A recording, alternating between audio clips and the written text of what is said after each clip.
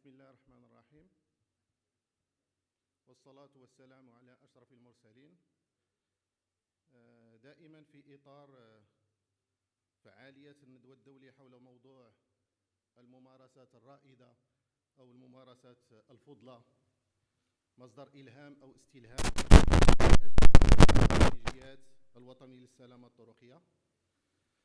ومن بعد ما استمعنا إلى التجربة البارحة إلى التجربة الإماراتية والتجربة الهولندية الرائدة، وكذلك التجربة الإسبانية والتجربة السويدية والتجربة المصرية والتجربة البرتغالية ثم التجربة الفرنسية، بدورنا اليوم نتابع تقاسم هذه التجارب. وسيحضر معنا هذا اليوم خصوصا في هذه الجلسة الرابعة العميد مهندس محمد عبد الله المالكي، أمين سر اللجنة الوطنية للسلامة المرورية بدولة قطر، الذي سيتقاسم معنا تجربة قطر الرائدة في مجال السلامة المرورية، وبالتالي أطلب منه أن يلتحق بنا، فتفضل مشكورا.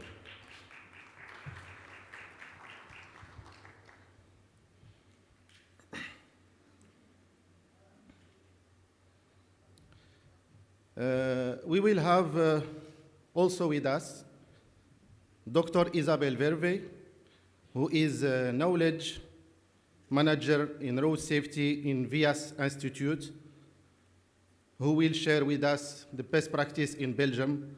So can you please join us, Dr. Isabel?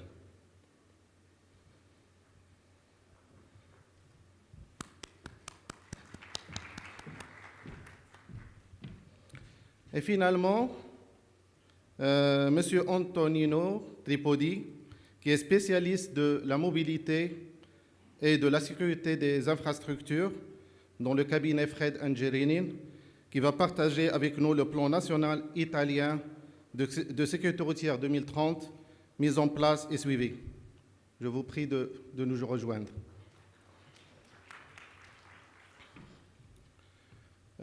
إذن على بركة الله نستمع جميعا إلى المداخلة الأولى التي ستكون مداخلة العميد مهندس محمد عبد الله المالكي، الذي سيتقاسم معنا كما قلت بالسابق تجربة قطر الرائدة في مجال السلامة المرورية.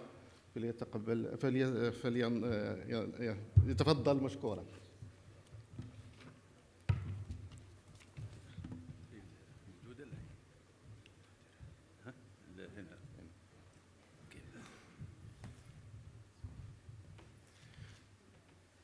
بسم الله الرحمن الرحيم. يطيب لي في هذه المناسبة أن أشكر الإخوان لدعوتهم لدولة قطر لعرض تجربتها في مجال السلامة المرورية.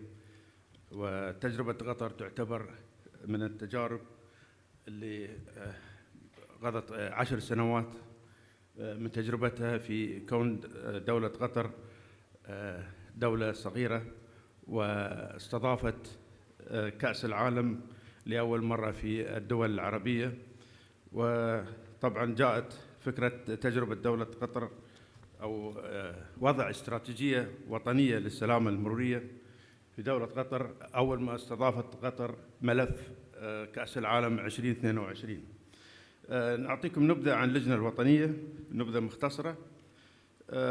اللجنة الوطنية باعتبارها المؤسسة الوطنية الرائدة في مجال السلامة المرورية بالدولة، وتتطلع اللجنة من خلال هذا المؤتمر إلى اطلاع العالم على الجهود التي تبذلها دولة قطر لتوفير السلامة المرورية لمستخدمي الطريق، والتعرف على الأسباب التجارب الناجحة للدول الأخرى، والاطلاع أيضا على آراء الخبراء في هذا المجال بهدف الاستفادة منها في رسم السياسات التي من شأنها تطوير العمل المروري في كافة جوانبه الهندسية والفنية والتثقيفية بما يحقق أعلى معايير الأمن وسلامة الطرق.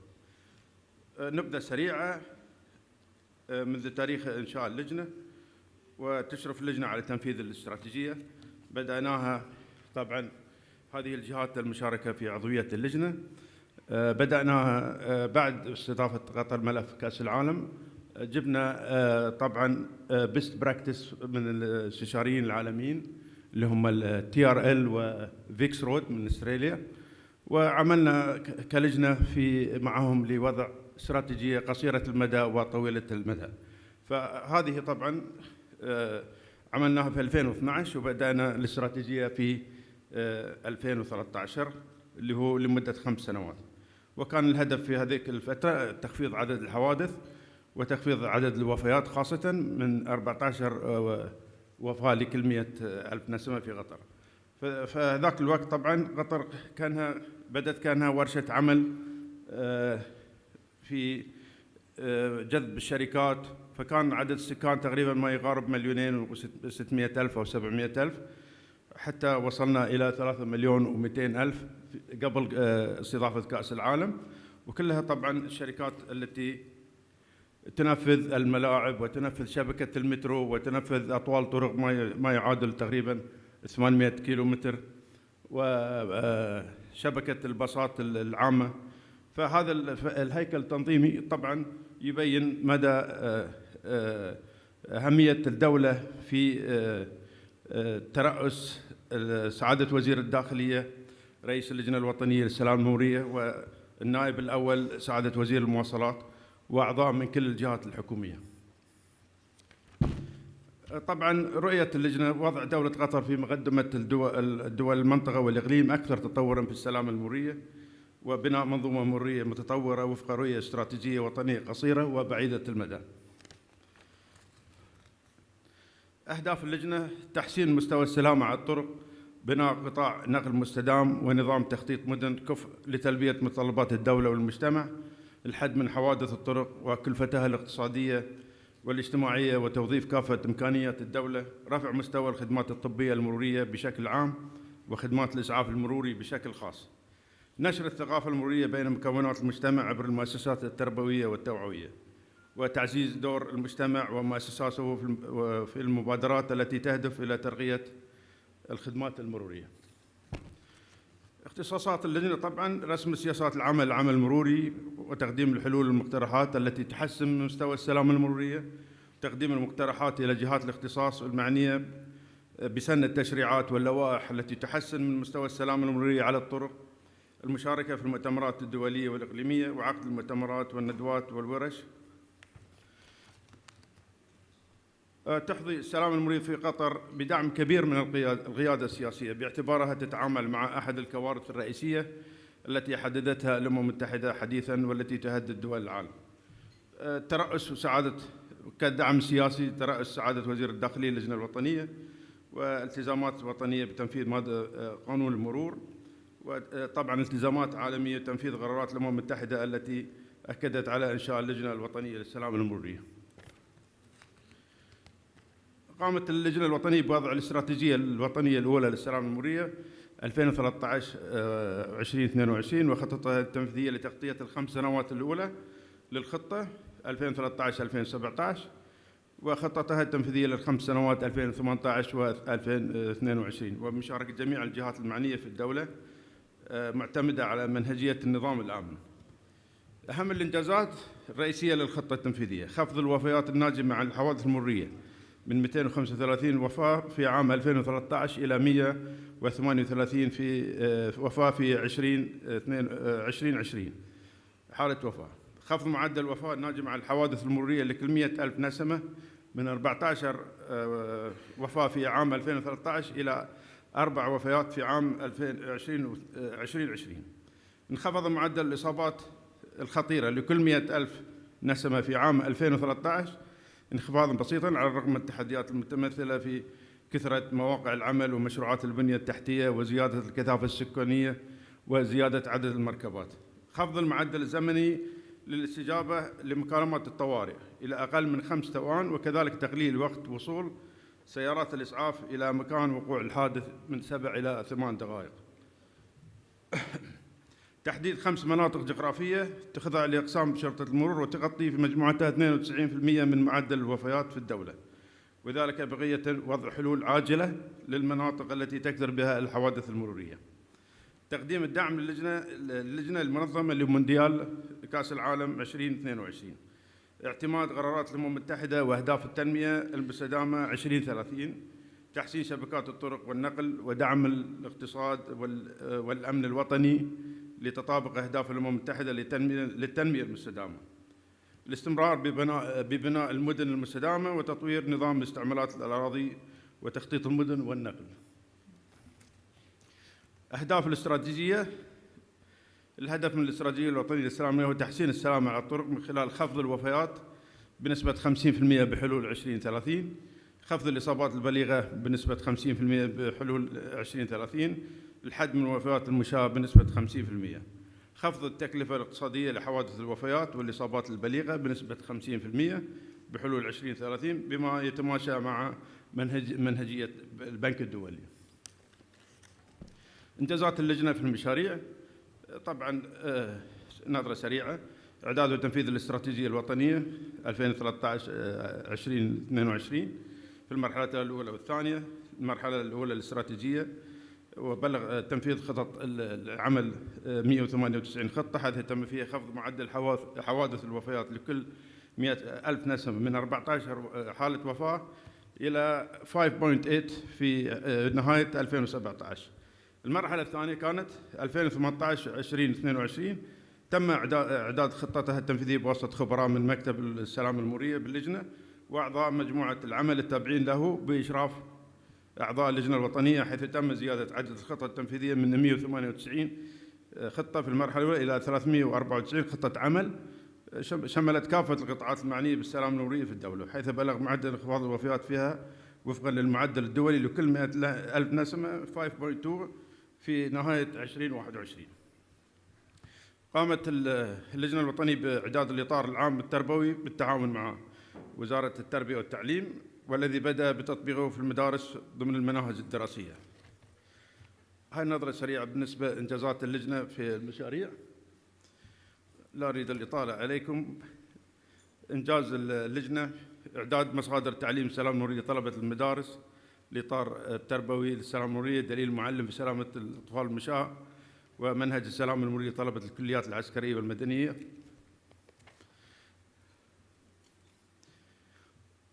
إنجازات اللجنة في المشاريع. إحدى المشاريع تحسين السلامة في محيط المدارس من بداية تنفيذ الاستراتيجية وصلنا إلى تقريباً تنفيذ 567 مدرسة. إنجازات اللجنة في المشاريع. دور السلامة العامة وتطوير دليل قيادة المركبات، إنشاء محكمة ونيابة المرور. إنجازات اللجنة في تنظيم الفعاليات. ندوة أمن الطرق الطويلة وملتقى الخبراء الأول ومؤتمر الطب الدولي ومنتدى السلامة ومنتديات المنسقين وورشة الازدحام المروري.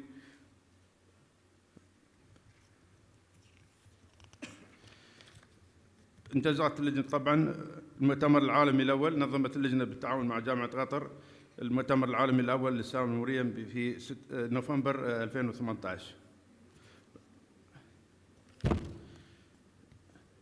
مشاركات اللجنة الداخلية والخارجية طبعاً بكل الاجتماعات. المؤتمر الوزاري العالمي في السويد 2020، اجتماع اتحاد النقل، اجتماع فريق التعاون، المنتدى الافريقي اللي شاركنا ايضا في مدينه مراكش في سنه 2018، المؤتمر العالمي في لندن، ومشاركات اللجنه في المؤتمر الوزاري العالمي الثالث اللي عقد في السويد. جهود اللجنه طبعا لتعزيز موقع قطر الدولي بالنسبه للسلامه المروريه وتنفيذها للاستراتيجيه. حصول اللجنة الوطنية على عضوية تعاون الأمم المتحدة على السلامة على الطرق وتبني قرارات الأمم المتحدة. احنا مثل ما ذكرت أنا والأخ بالعجول 2015 كنا الدولتين العربيتين اللي شاركت في فريق السلامة المرورية التابع للأمم المتحدة. تعزيز شراكة اللجنة مع منظمة الصحة العالمية ومؤسسات عالمية أخرى. نجاح الدولة في تنفيذ الاستراتيجية وطنية شاملة وتبنيها لنظام تقييم ومتابعة والتطور. بناء اللجنة لعلاقات مميزة مع ممثل الأمين العام وسفير الأمم المتحدة للسلامة بالطرق رئيس الاتحاد العالمي للسيارات، وإشادته باهتمام دولة قطر بالسلامة المرورية ومشاركتها الفعالة في المحافل الدولية. الجوائز الدولي للجنة الوطنية الحصول على جائزة الأمير مايكل العالمية في إدارة السلامة المرورية 2018. أيضاً الحصول على جائزة مؤسسة الطرق والنقل العالمية شايت إنجلترا لأحسن مشروع عالمي في إدارة السلامة المرورية والنقل المستدام.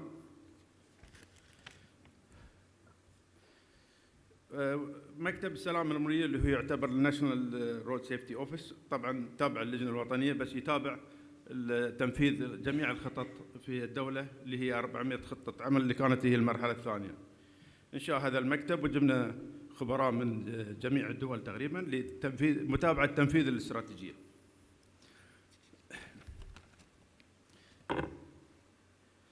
أهم المهام اللي اطلع بها مكتب السلامة المرورية طبعاً تعزيز خطة العمل التنفيذية للجهات المعنية بتنفيذ الاستراتيجية 2023-2030، متابعة تقرير حوادث مرورية، تعزيز كفاءة مجموعات العمل، الإعداد والإشراف على تنفيذ عقد الأمم المتحدة الثاني للعمل من أجل سلامة الطرق، تحضيرات المؤتمر الدولي عام 2024 السنة إن شاء الله، وإعداد تقارير دورية بسير تنفيذ الاستراتيجية الوطنية للسلامة المرورية. فريق متابعة التنفيذ تم تشكيل فريق عمل من أعضاء اللجنة لمتابعة تنفيذ الاستراتيجية مع الجهات المعنية. طبعاً يضم مساعد وكيل وزارة التعليم، مدير الصحة العامة، نائب رئيس تنفيذ للسلامة المرورية، وعضو أمين سر اللجنة الوطنية، ومدير مكتب السلامة كمقرر. وسائل اللجنة لإدارة السلامة المرورية: مجموعة العمل، مجموعة التوعية والإعلام، مجموعة الازدحام، مجموعة التحقيق بالحوادث، مجموعة إدارة السرعة، مجموعة المشاة، ومجموعة المنسقين. طبعاً كل هالمجاميع تقوم بإعداد تقارير سنوية ومتابعة تنفيذ الخطط. هذا النظام الآمن اللي طبعاً اللي تم تطويره من 6 إلمنت إلى تقريباً 32 إلمنت اللي هو تشمل جميع النظام الآمن. قامت اللجنة بتطوير وتبني النظام الآمن العالمي وتسجيله عالمياً باسمها اللي يناسب متطلبات قطر ومساعدتها على إدارة السلامة بالدولة. المشروعات المستقبلية للجنة: طبعاً إعداد النسخة الثانية للاستراتيجية الوطنية 2023-2030.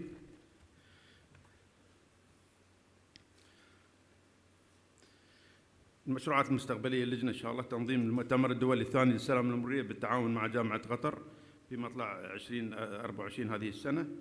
إطلاق الاستراتيجية الوطنية 2023 إلى 2030. تعزيز خطة عمل الجهات المعنية خطة ال8 سنوات القادمة. إعداد منهج السلامة المرورية وإطلاق النسخة الأولى لجائزة الدولة السنوية للسلامة المرورية. تحسين معايير السلامة على الطرق من أجل خفض حوادث الوفيات بنسبة 50% بحلول 2030.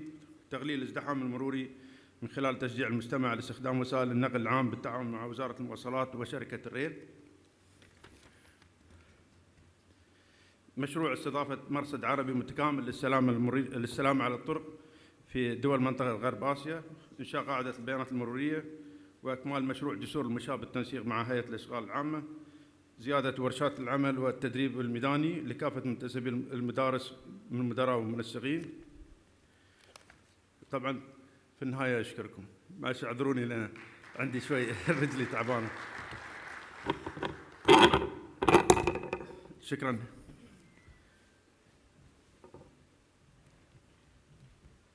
شكراً سعادة العميد.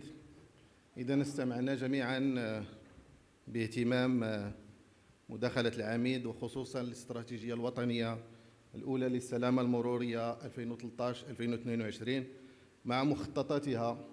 الخطة التنفيذية الأولى 2013-2017 وكذلك الثانية 2018-2022، والآن تشتغلون باستراتيجية جديدة 2023-2030.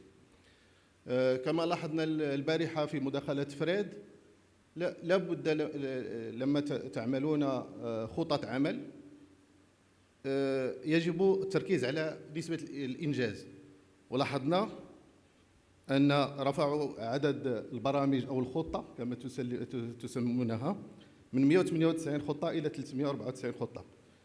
ولاحظوا الشيء الذي أثار انتباهي هو نسب إنجاز هذه الجهات الرئيسية المعنية بتنفيذ هذه الاستراتيجية، حيث تتراوح النسب ما بين 87 حتى 100%. سؤال لك خصوصا ديك 87% لقيتها عند وزارة التعليم، الإجابة ليس الآن بعد انتهاء المداخلات. لماذا نسبة الإنتاج بالنسبة للتربية الطرقية فقط 87%؟ كذلك شفنا بأن لإنجاح الاستراتيجية لابد من الدعم الكبير من السياسات أو القيادة السياسية، ولاحظنا بأن في الهيئات التي تشتغلون معها من وزارات الدفاع، وزارة البلدية، وزارة المواصلات، وزارة الصحة، لاحظنا أن الدور المهم الذي تقوم به جامعة قطر. وفي هذا الصدد أقول لكم بأن الوكالة الوطنية للسلامة الطرقية عندها شراكة مع جامعة قطر، حيث تم تكوين الخبراء من الوكالة في مجال الخبرة في مجال حوادث السير. والآن في الدورة الثانية إن شاء الله غتكون في مارس، غادي يمشيو الإخوان السي كريم أديب السي أيوب إن شاء الله باش يحضروا لهذا التكوين في مجال الخبرة ديال السلامة المرورية. ولاحظنا بأن نسبة الإنجاز في جامعة قطر 100%، وهذا دليل أن الدور ديال الخبراء في مجال ديال السلامة الطرقية مهم في الإنجاح الاستراتيجيات الوطنية. شكرا على المداخلة، ونلتقي بعد قليل إن شاء الله بالأسئلة. Our second presenter is Dr. Isabel Verve, who is a knowledge manager in road safety in VS Institute. So we'll share with us your experience in Belgium, so you can come to present your presentation. Yes, thank you.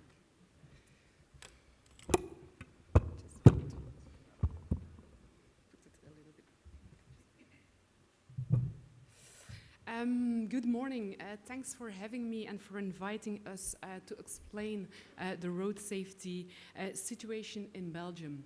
I'm going to start with the Valletta Declaration. I think a lot of countries of Europe are quite well known with this Valletta Declaration.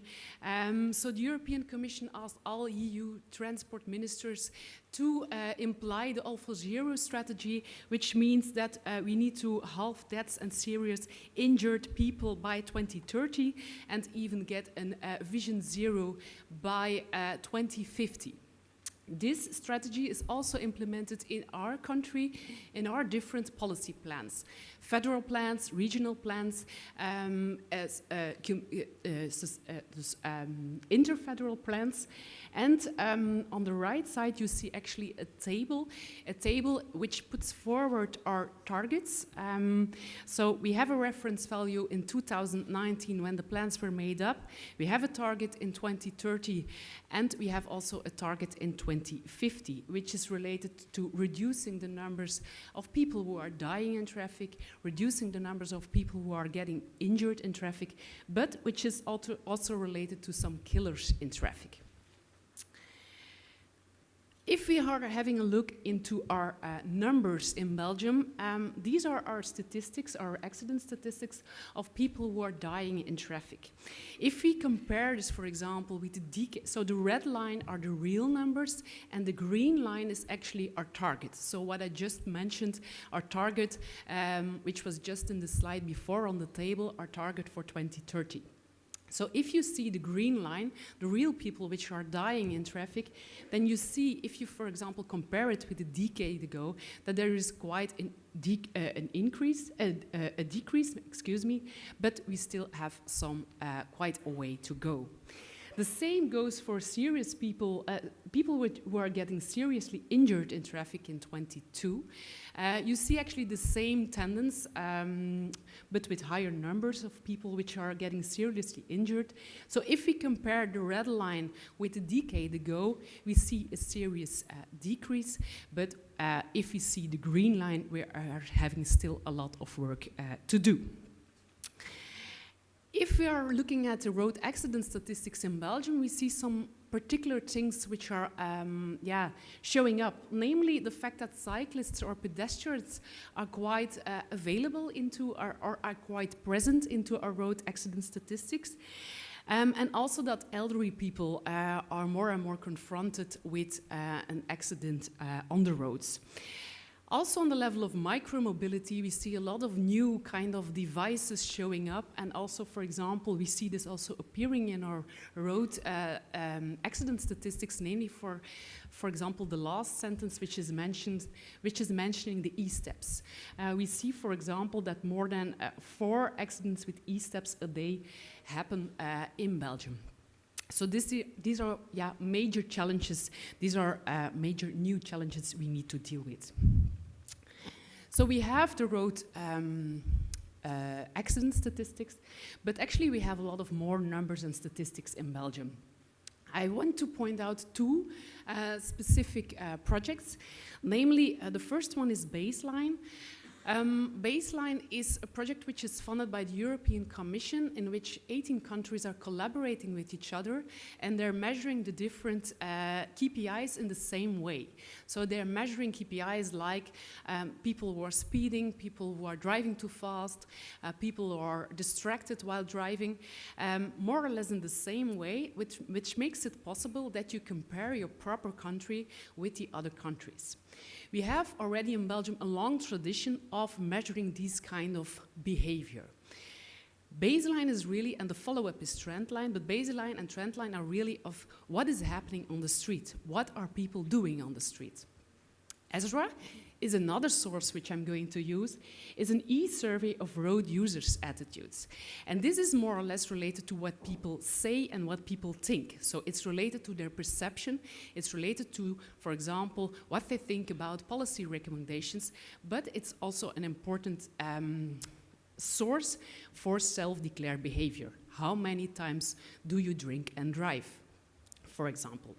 Ezra, in this last Ezra survey, we had more than 40 countries which collaborated. So I'm going to use baseline numbers, so the behavioral measurement in Belgium, and I'm going to compare them, or not to compare them, but I'm also going to use, or to give you some Ezra numbers. The first one, so what did we saw in 21? That the percentage of people who were driving above the legal alcohol limit was 1.6 in Belgium. So this is what we saw, this is what we measured.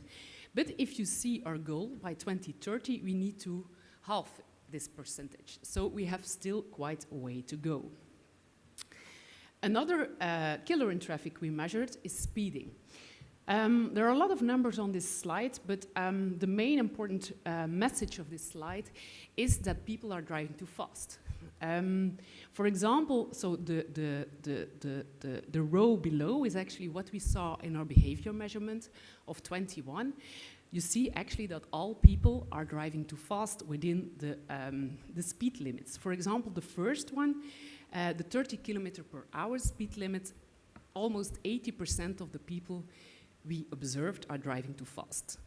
I see some people doing like this. I think this is quite common in a lot of countries, of course. So for speeding, I think we are all agreeing that we have a huge way to go.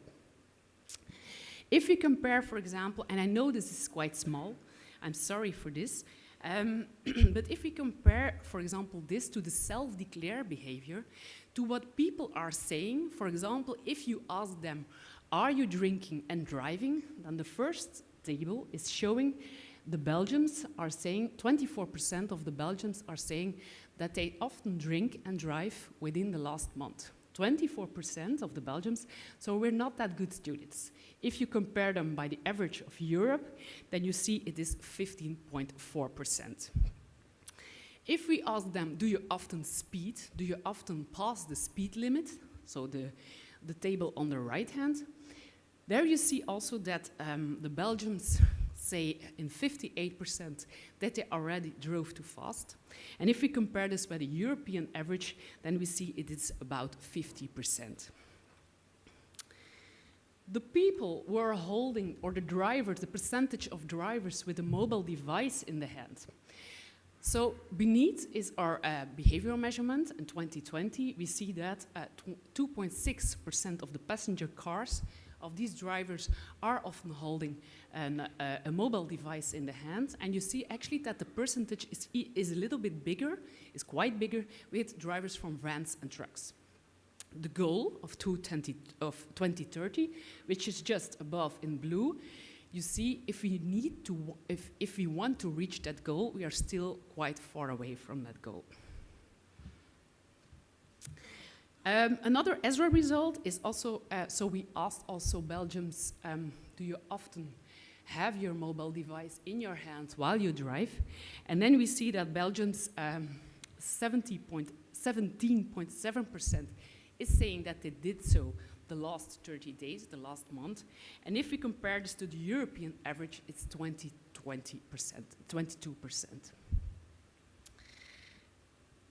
I was invited not only to give you some numbers, but I was also invited to give you some best practices. And what are we doing with all these numbers? What are we doing with all these challenges regarding road safety?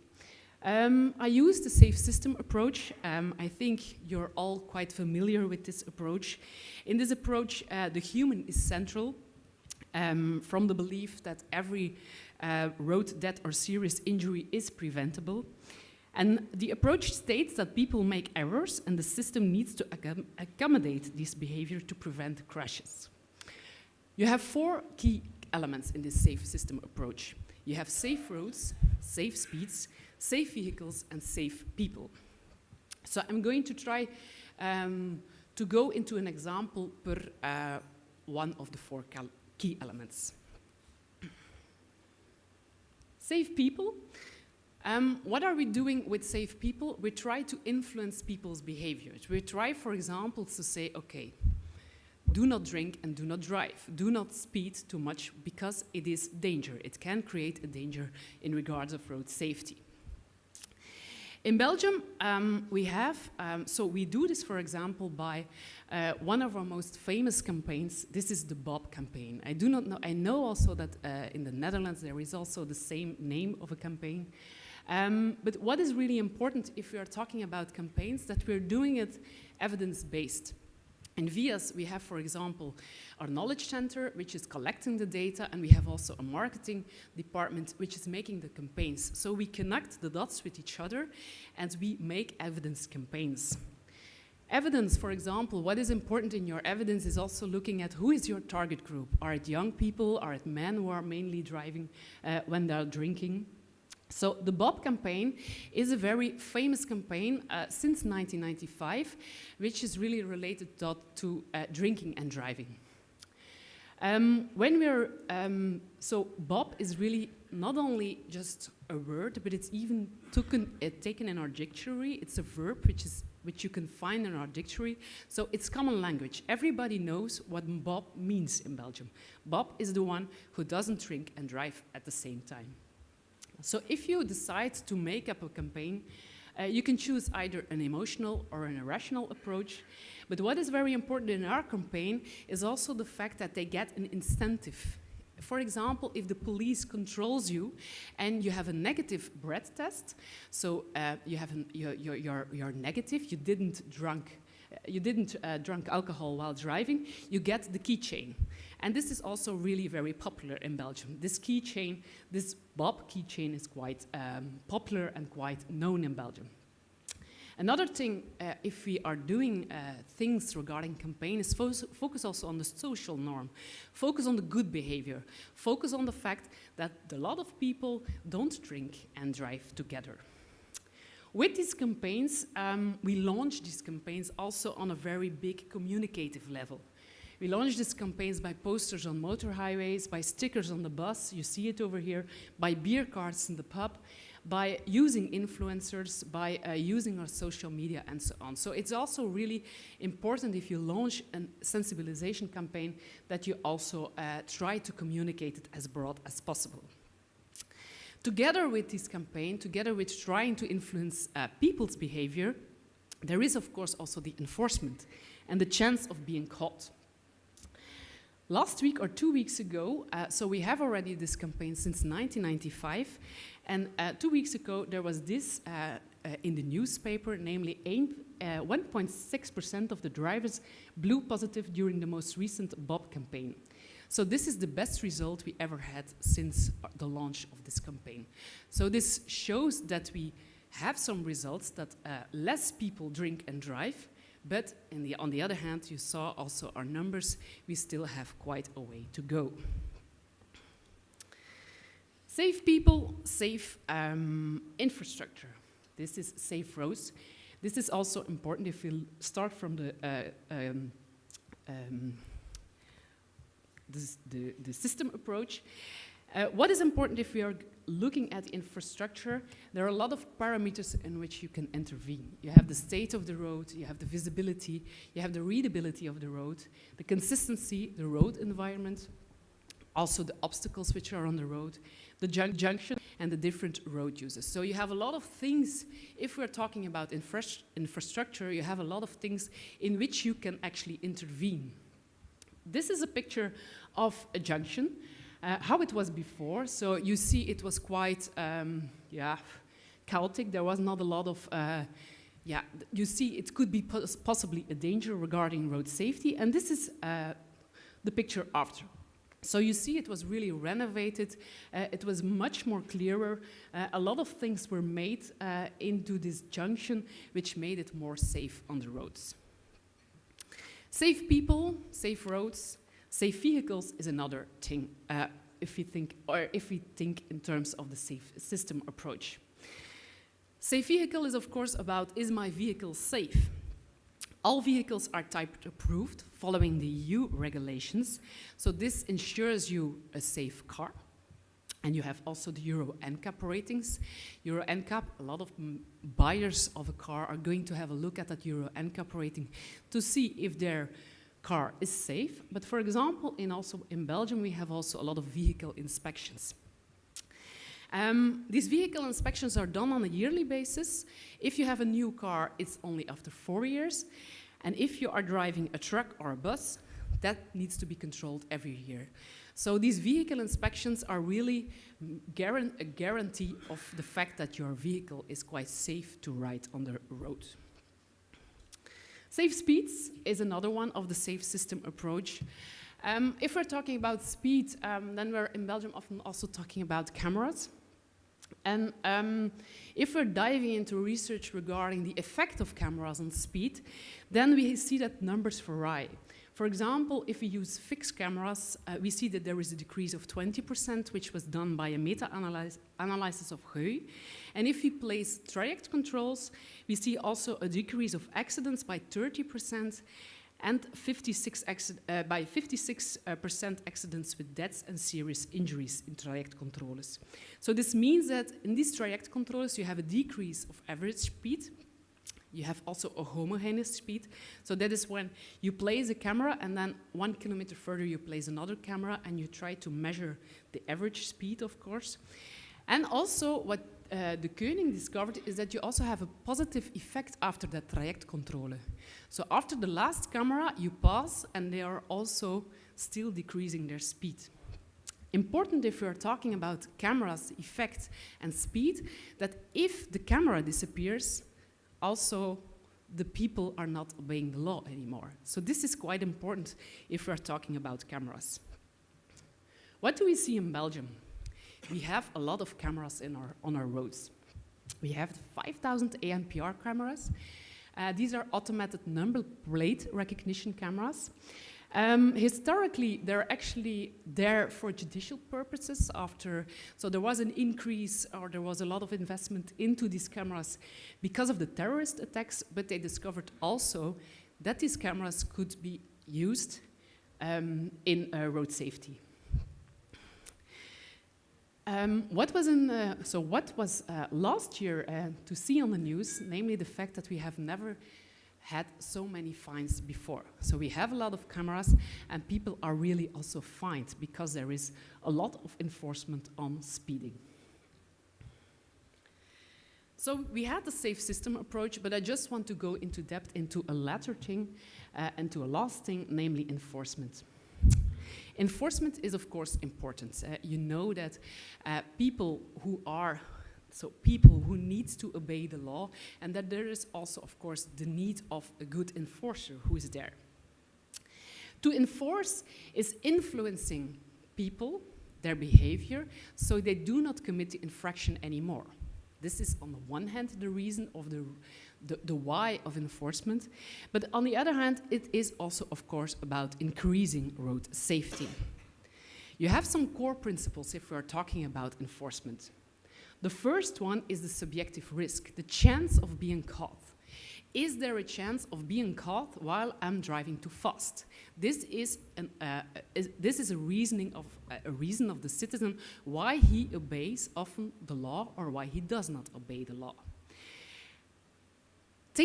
Different things are important. The amount of controls, the more cameras, for example, you have, the more there is a chance they are going to obey the law.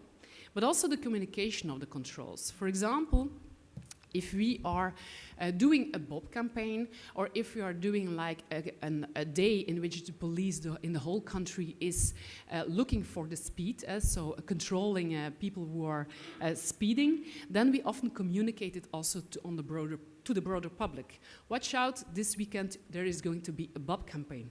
Watch out, this day we're going to control on speed. So we see also that communicating on the fact that you are going to enforce has also an impact and an effect on people's behavior. Another thing which is important in this chance of being caught is also the acceptability. For example, if there is a camera which is on an urban area, where there is actually, in the perception of the people, no risk at all regarding road safety, this will be less accepted. But if it's a camera which is placed on a place which is, okay, we know that this is a difficult point, we know that this is a difficult junction regarding road safety, then people will be more willing to accept the fact that the camera is there, and will be also more willing to reduce their speed. Of course, you have the speed, you have the camera, but there also needs to be a threat of a sanction. The sanction, which is, of course, so it's not only about the risk of being caught, it is also about being sanctioned. And this is also, of course, the risk, the core issue also of enforcement. The more severe, so actually there are three core principles if we're talking about the threat of sanction. The more severe, but also the more certain. So not only the fact that you're caught by the camera, but really the fact that you get a fine. So you need to be certain that you get a fine, but also the way we react is really important, and are the three core principles in this threat of a sanction. This is actually, in general, a general theory of enforcement. The fast reaction, the faster you react to the infraction, the better it is, and the more people will be willing to obey the law. But there is more. And then you come to one of my researches, which I did, because I was really involved into what enforcers are doing and what the function of enforcement is in our society. I think I just also want to add this one, because it is also important so that people understand why a law is enforced, that people understand why they shouldn't speed too much, that people understand why they shouldn't drink and drive. And this is, for me, also really one of the most crucial elements if we're talking about enforcement. So people need to believe in the moral rightfulness of the law, which is a difficult word, but they need to know that it is important. They need to be convinced that people are dying in traffic because people drank too much. So this is, for me, really an important concept, really important. It's about your individual norm. If you're not convinced why I shouldn't speed too much, why should I then obey the law? This is the individual norm, but you have, of course, also the social norm. If everybody is drinking while driving, why shouldn't I? So this is also important. So that individual norm, that social norm, and this is often quite a challenge also for police and for the enforcers. But people really need to understand the why of the law when they need to obey the law. This is, for me, really important. A last slide, because I think I'm running over time, is that if there is an infraction, and this is what I already mentioned, make sure there comes a sanction. If there is an infraction and you do not sanction people, well, why should they obey the law? And we saw, for example, some weeks ago that we also got some support from our public ministry in a specific public ministry in Belgium, a specific part, in which they said, okay, if you have your handheld phone while driving, then there is an immediate revocation of driver's license. So this is quite severe.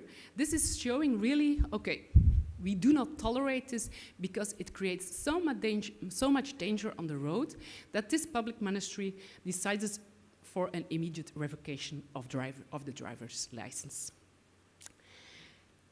This was it. So I think there are maybe some questions for now or for afterwards, but I'm going to pass you the floor back.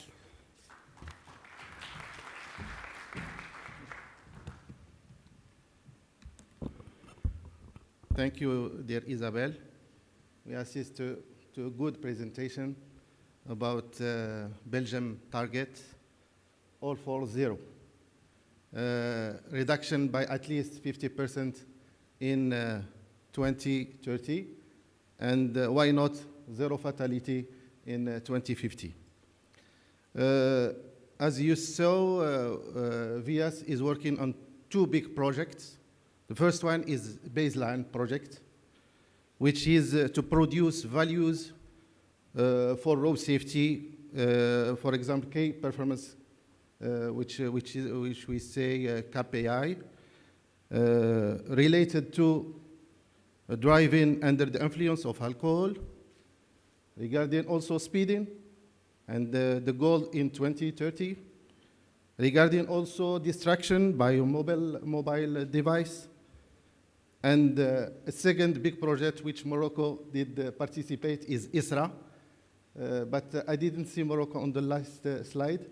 Maybe we can go back on the next ISRA and you add Morocco, because in 2018 Morocco is added to this project with more than 40 countries who participate in ISRA. Also, we have listened to safe system approach. What works, how to have safe people, how to have safe roads, how to have safe vehicles, and also especially safe speed. So for that, there is no secret. We need to have good enforcement. And the result to have more than 5,000, I said more than 5,000 speed camera, and the result is there, decreased by more than 20 in this speed. So there is no secret, like I say. We have to work on enforcement to have good results, and we have data to focus on, to see the results year by year, to see which are on the good target to have the subjects. Donc finalement, on aura la troisième présentation de Monsieur Antonino Tripodi. Antonino Tripodi, c'est le spécialiste de la mobilité et de la sécurité des infrastructures. On compte beaucoup sur lui parce qu'il fait partie de l'équipe qui va travailler sur l'évaluation de la stratégie marocaine. Donc on compte beaucoup sur vous, Monsieur Antonino. Et il va nous faire une présentation parce qu'il suit aussi la stratégie italienne, et surtout le target de 2030. Donc, the floor is yours.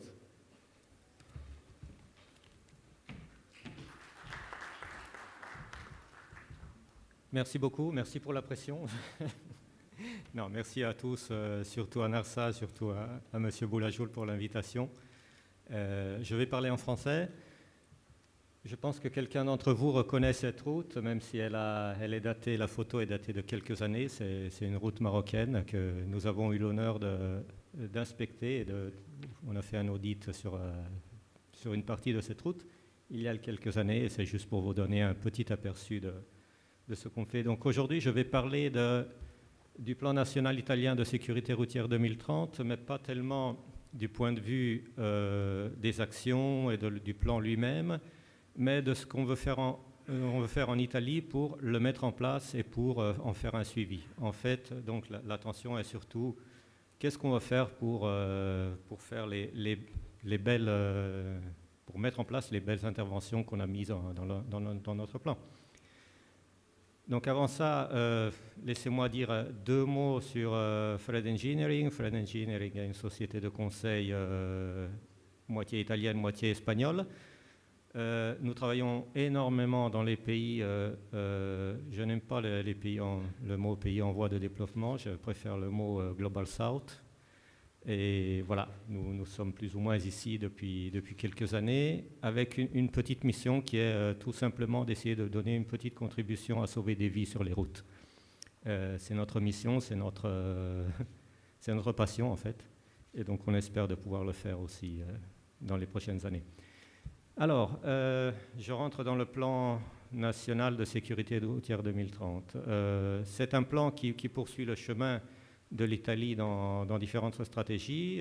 C'est commencé avec le plan en 2000, en fin des années 90, avec le plan 2010, Horizon, et après le plan 2020. Il y a eu beaucoup d'actions qui ont été faites en Italie, qui ont porté des bons résultats, plus ou moins en ligne avec la moyenne européenne. Certainement, nous n'avons pas rejoint l'objectif du 50% de réduction, mais quand même, c'est assez intéressant. Néanmoins, il y a eu des obstacles liés au financement de la sécurité routière qui a manqué un peu pendant les dernières années. Et donc, voilà, l'objectif de ce plan était de doter l'Italie d'un document de planification pour surtout donner une impulsion nouvelle à la réduction des accidents sur la route à travers des programmes de mise en œuvre. Alors, quels sont les principes inspirants? On a écouté les présentations des collègues hier et aujourd'hui de pays qui font beaucoup sur la sécurité routière. Naturellement, notre principe inspirant est, comme dans beaucoup de pays, l'approche du système sûr. C'est une approche qui est basée le plus possible sur l'évidence, sur les données, comme on disait hier, l'importance des données, avec une forte considération des catégories à risque. Donc, on essaye de creuser les données pour identifier quelles sont les personnes et les catégories, les éléments du système routier qui sont plus à risque, prendre en compte les tendances et aussi, surtout, faire un suivi des résultats, qui est très important pour pouvoir progresser, pour pouvoir ajuster notre stratégie dans le temps. Le contexte national à la base du plan, on a entendu hier justement des interventions, surtout du professeur Wegman, qui nous disait la sécurité routière, c'est quelque chose qui n'est pas un environnement fermé. Nous vivons dans un environnement qui change. Et justement, en Italie, nous changeons beaucoup. Nous avons un contexte de vieillissement de la population, une augmentation de la mobilité partagée, des changements en termes de typologie de mobilité, par exemple l'introduction de la micromobilité des patinettes, on dit en français, je crois, électriques, qui nous a changé en fait, qui continue à changer les dynamiques de mobilité qui nous imposent d'être très très dynamiques dans nos choix de sécurité routière. Et il y a surtout des espaces urbains qui sont à repenser parce que notre société change. Nous avons une vision de la société qui est complètement différente par rapport à celle de mes parents ou de mes grands-parents. Donc voilà notre point de départ. Comme beaucoup de pays, nous avons eu une forte réduction de nos morts et de nos blessés et de nos accidents sur les routes. Vous voyez par rapport à la France qu'on voyait hier par exemple, ou à l'Espagne ou au Portugal, notre pic est un peu dans une année différente par rapport aux autres. Mais en tout cas, on a eu quand même beaucoup de réductions, mais on a encore beaucoup à faire parce que le nombre de tués sur les routes italiennes est encore très élevé. Nous parlons quand même de quelque chose autour de 3000 morts par an, ce qui est quelque chose qu'on voudrait tous éviter. Donc c'est notre point de départ. On a des caractéristiques comme dans les autres pays avec des morts par mode de transport. Donc vous voyez, les 2 roues motorisées, c'est quelque chose qui nous impacte beaucoup. même si les voitures sont toujours là, les piétons, les bicyclettes. Donc nous avons quand même une moitié des morts par mode de transport qui sont des usagers vulnérables de la route, comme dans beaucoup de pays. Et ça parce que beaucoup de nos accidents se concentrent maintenant dans les zones urbaines. Nous avons amélioré beaucoup le système de sécurité dans les zones extra-urbaines, surtout sur les autoroutes, avec différents systèmes. Mais encore, on a beaucoup de travail à faire dans les zones urbaines. Et vous voyez, il y a des changements. Le graphique à droite vous montre la variation des morts et des blessés entre 2010 et 2019. Et vous voyez comme nous sommes en baisse sur pratiquement toutes les dimensions, sauf les blessés sur bicyclette. Et ça, c'est dû au fait que le nombre de bicyclettes pendant ces années a augmenté énormément en Italie, surtout dans des villes comme Rome, qui est une ville assez difficile. Mais vous voyez que ces changements nous font voir un peu quels sont les éléments sur lesquels on peut se concentrer en termes d'action. Nous faisons ces analyses aussi en termes de âge, par exemple. Ici, je vous montre seulement quelques exemples. Je ne vais pas creuser dans toutes les analyses qui sont à la base du plan.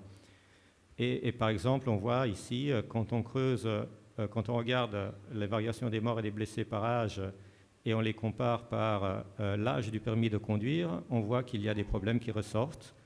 Et vous voyez que quand on se concentre dans les premières années d'émission du permis de conduire, c'est là qu'on voit une augmentation des morts et des blessés. Et donc c'est là où le plan essaye de se concentrer pour améliorer la situation. Alors les objectifs du plan, très très rapidement, on a des objectifs généraux. Naturellement, on essaye de se mettre en ligne avec les dispositifs internationaux, européens et mondiaux. 50% de réduction de morts et de blessés graves avant le 2030.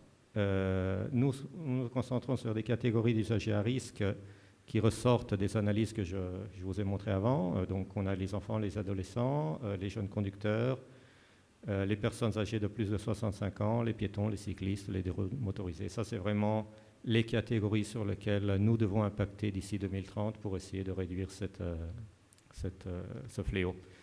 Et nous avons aussi des objectifs opérationnels qui ressortent de facteurs clés, surtout la vitesse, les équipements de protection, donc les casques, les ceintures, le port de la ceinture, l'utilisation de l'alcool, les distractions, ça revient tous avec des KPI, des indicateurs de prestation qui font partie du plan en fait. Et sur la vitesse, j'aurais 2 mots à dire par rapport à notre politique italienne, mais bon, on va revenir sur ça. Alors le plan, naturellement, sur la base de ces objectifs, il fait ressortir des stratégies. Nous avons des stratégies générales et des stratégies spécifiques. Je ne rentre pas dans toutes les actions qui sont prévues dans le plan, ce n'est pas l'objectif de cette présentation. Nous avons des stratégies générales qui impactent sur les 5 piliers de sécurité routière, plus la vitesse qui est un peu transversale à tous.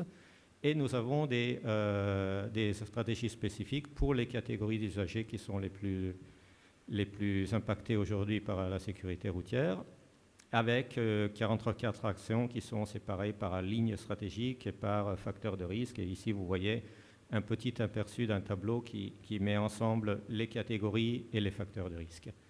Donc voilà, pour chaque catégorie, on a individu quels sont les facteurs de risque et on essaye de travailler sur ça. Alors, on en vient à la mise en œuvre. Donc, on a une très belle stratégie, on a beaucoup d'actions. Qu'est-ce qu'on fait pour la mettre en place, en fait? Qu'est-ce qu'on va faire? On ne veut pas que ça reste sur le papier. Beaucoup de résultats. Ça a été difficile à gérer, mais c'était très positif parce qu'on voyait beaucoup d'activités de sécurité routière et vraiment des actions de sécurité routière. Et après ça, pour différentes raisons, ces financements sont finis. On a passé plus ou moins une dizaine d'années sans trop donner de ressources au territoire pour faire des choses. Et ça nous a porté un peu un ralentissement de sécurité routière. Et donc c'est exactement ce qu'on ne veut pas faire dans ce plan, dans cette nouvelle décennie. Et donc, pour la mise en œuvre du plan, le plan prévoit 3 phases de mise en place. Une phase de lancement des interventions systématiques, une phase de consolidation des interventions systématiques et une phase de mise en œuvre maximale, donc la plus grande ampleur des actions. et ceci sera fait à travers 5 programmes de mise en œuvre. Et vous voyez, la première phase est connectée aux premiers 2 programmes de mise en œuvre à travers lesquels le gouvernement va redonner ses ressources au territoire. Donc il y aura des actions qui sont faites à niveau central par le gouvernement et des actions qui territoire sous la gestion du gouvernement. Et donc la phase de lancement est vraiment la préparation des premiers programmes de mise en œuvre, la définition du système de suivi, parce que ce qu'on veut faire, c'est de faire un monitorage des actions du plan, de façon à vérifier que ces actions sont faites, et sont faites aussi rapidement. En Italie, on n'est pas trop fameux pour respecter les temps, le timing des projets, donc on va essayer de lutter aussi sur ça. Et il y a aussi la création d'un comité de direction et de coordination des activités de sécurité routière et d'un observatoire national de sécurité routière. Alors ça, c'est une petite différence, c'est une grande différence qu'on a par rapport à d'autres pays, par exemple la Belgique, la France, le Portugal, l'Espagne. Nous n'avons pas un observatoire de sécurité routière en ce moment. Nous n'avons pas un centre national de recherche sur la sécurité routière. Nous n'avons pas un comité de direction et de coordination des activités de sécurité routière. Et donc, nous sommes très conscients que, sur la base des expériences internationales, nous avons besoin de ça. Comme on disait hier dans quelques interventions, nous voulons, nous aussi, que les activités de sécurité routière partent du bas, partent de la recherche pour arriver au gouvernement, et non pas le contraire. Et donc, c'est toutes des actions qui font partie de la phase de lancement, de la phase initiale. Donc, c'est des actions vraiment de caractère national que le gouvernement va essayer notre ministère va essayer de mettre en place. Et donc, il y a aussi des stratégies pour la mise en œuvre, des groupes de travail pour la définition des liens avec des autres bases de données. Nous avons une base de données sur les accidents de la circulation qui aujourd'hui est, je veux dire, assez bonne, c'est-à-dire nous collectons beaucoup de données des forces de police. En Italie, nous avons 3 forces de police qui collectent des données. Nous avons l'équivalent de la gendarmerie, les carabinieri et aussi la police municipale, et c'est tout centralisé dans une base de données aujourd'hui, heureusement. Mais il nous manque des liens avec d'autres bases de données, par exemple les hôpitaux, les assurances, le trafic routier, etc. Et donc, c'est un travail qui est aussi à faire dans la phase de lancement. Et sur cette base, nous définissons ce qu'ils ont appelé des programmes de mise en œuvre. Donc, c'est encore une fois, comme il y a eu quelques années, 5 programmes avec différents modes de financement. Et vous voyez, le ministère des Transports gère les projets stratégiques, mais gère aussi les relations avec les régions et les villes pour des projets spécifiques. Et ici, vous voyez sous les régions, à côté des projets spécifiques, vous voyez centre de suivi. Alors là, ce qui est prévu dans le plan, c'est non seulement de créer un observatoire national de sécurité routière qui ont aussi des centres régionaux gérés par les régions pour le suivi des données et des activités de sécurité routière qui va se rapporter avec l'Observatoire national.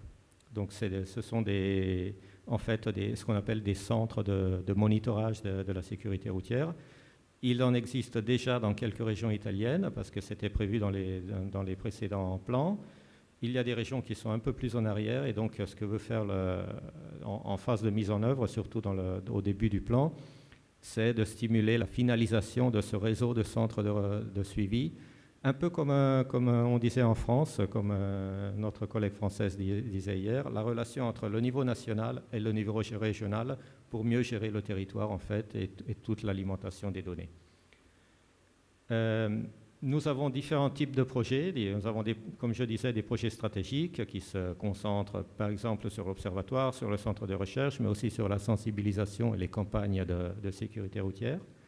Et nous avons des projets spécifiques qui touchent un peu tous les domaines, infrastructures urbaines, les ensembles des actions spécifiques ou les 44 actions qu'on disait avant.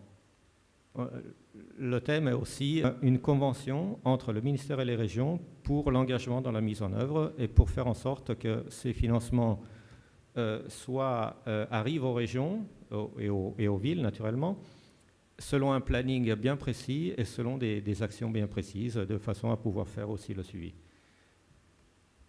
Et il y a aussi le thème des financements. Je disais au début, ce qui a manqué un peu en Italie, c'est le financement à la sécurité routière. Donc, ça va être une contribution directe du ministère des Transports aux régions.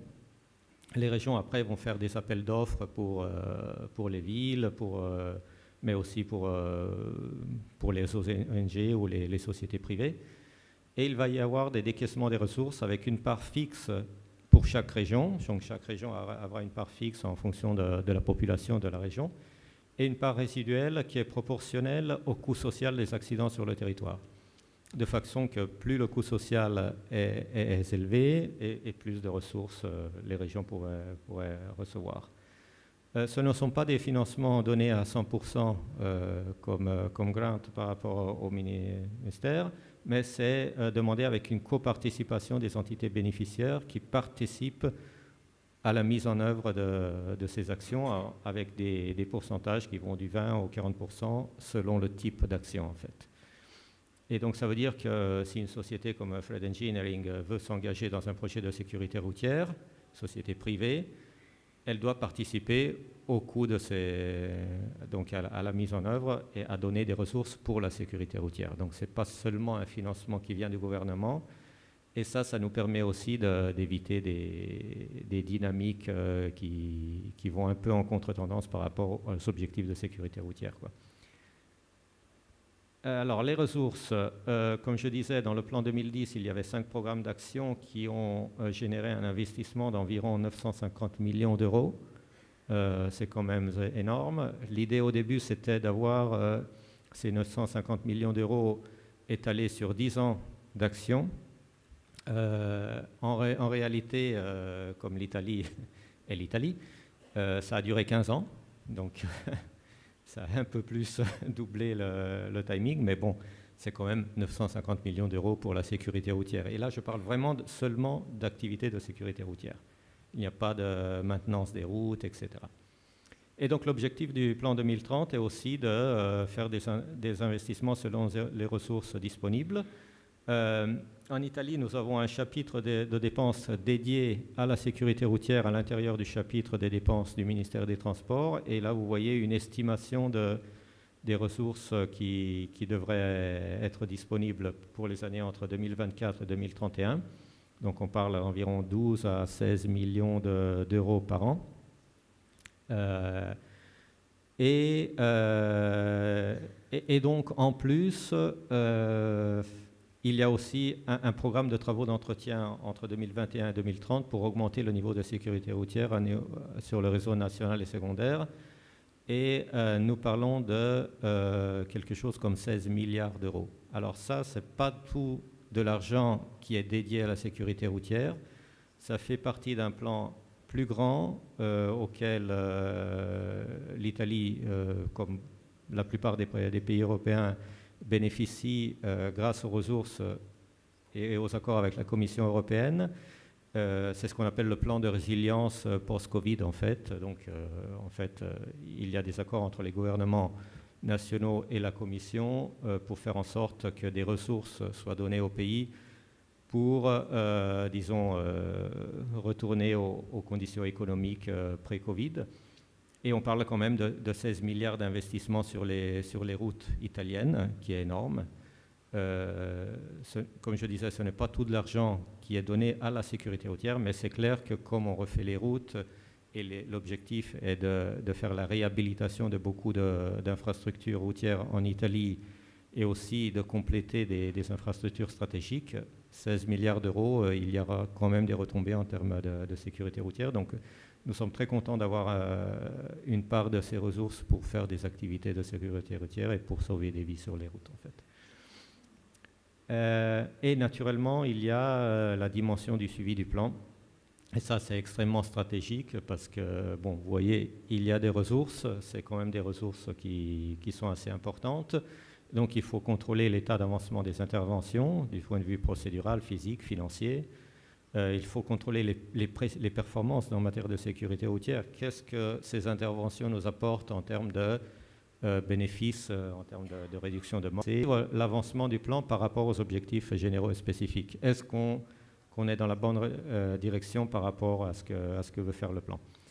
Et donc, nous avons ce plan de suivi qui est fait à travers un système d'indicateurs et un réseau d'acteurs qui est chargé de la collecte des données et la centralisation à travers des outils de suivi. Une des actions du plan est celui de mettre en place un système d'information pour la collecte des données sur les interventions, de façon que ces informations soient centralisées au niveau du ministère. Et nous avons différents indicateurs de suivi, des indicateurs d'exposition à risque, donc la mobilité de processus, donc l'avancement de la mise en œuvre des actions, le niveau de sécurité, donc des indicateurs de risque et des indicateurs d'impact. Donc là, on parle par exemple de nombre total de véhicules kilomètres, la durée, les coûts, etc. des différentes actions du plan et des programmes. Nos KPI, qui sont toujours similaires à ceux de beaucoup de pays, vitesse, abus d'alcool, drogue, etc., distraction. Et nous avons des indicateurs d'impact. Naturellement, nous devons mesurer ça en termes de nombre d'accidents, nombre de victimes, etc. Et voilà les KPI, donc les indicateurs de prestations dont je disais avant. Ce n'est pas différent par rapport à ce que la Commission européenne suggère en termes d'indicateurs de prestations. Donc nous touchons la vitesse, les équipements de protection, l'alcool, la distraction, etc. Et aussi les infrastructures et le sauvetage post-accident. Et là, le message à passer, c'est nous sommes quand même un pays où beaucoup de ces indicateurs sont assez positifs. Par exemple, si je regarde la vitesse en milieu sur les autoroutes italiennes, nous avons fait des progrès énormes, mais il y a toujours à faire, il y a toujours l'attention à maintenir et à continuer à pousser dans la bonne direction. Et donc voilà, le tout dernier diapo, je crois, c'est juste pour vous dire que le plan sera évalué avec 2 évaluations intermédiaires en 2024 et 2027. Et là, on met l'accent sur la mise en œuvre du système sûr, sur l'analyse du contexte, beaucoup de choses, de façon, comme je disais, à essayer de corriger le tir si les choses ne vont pas dans la bonne direction. Donc l'idée est de... nous n'avons pas vraiment de plan d'action pour de courtes périodes à l'intérieur du plan national, mais nous avons la capacité et la capacité de corriger les interventions à travers les programmes de mise en œuvre. Et naturellement, l'idée est aussi d'avoir une évaluation ex post, donc à la fin du plan, et vraiment nous espérons d'avoir rejoindre le 50% de réduction des morts et des blessés graves sur nos routes. Et voilà, je vous remercie pour l'attention. Je vous invite à jeter un coup d'œil à notre site web. Ici, c'est toujours la route sur la Transmaghreb, pas loin de Tiznit. Et voilà, merci beaucoup.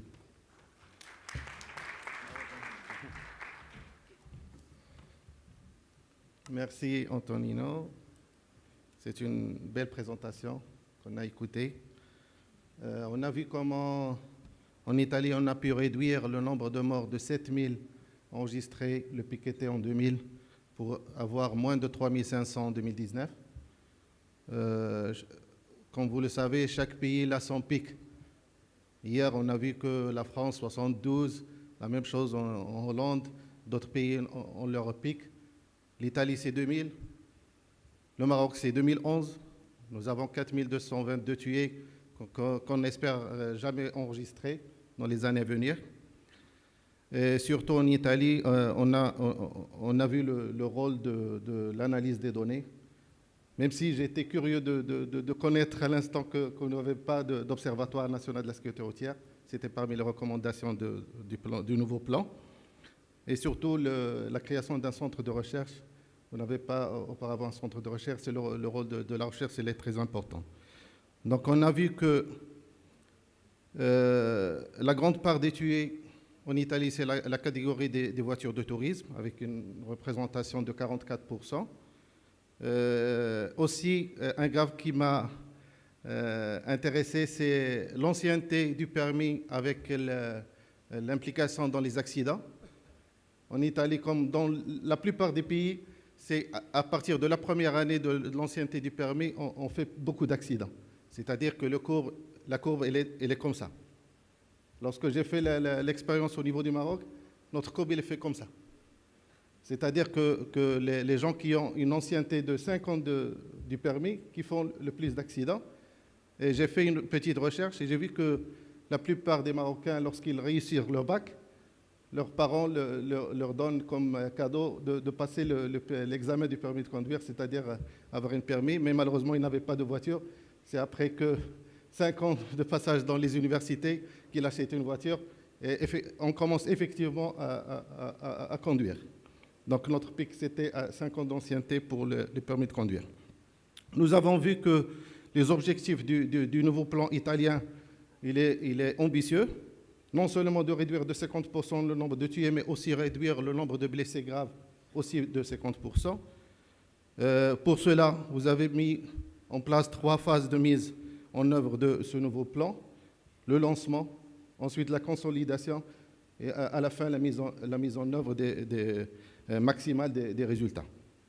Avec aussi 5 programmes stratégiques, des programmes spécifiques, et surtout le suivi au niveau des indicateurs de suivi, tout ce qui est nombre de véhicules, trajets, aussi les KPI, la durée, le coût des investissements et finalement les données sur les accidents.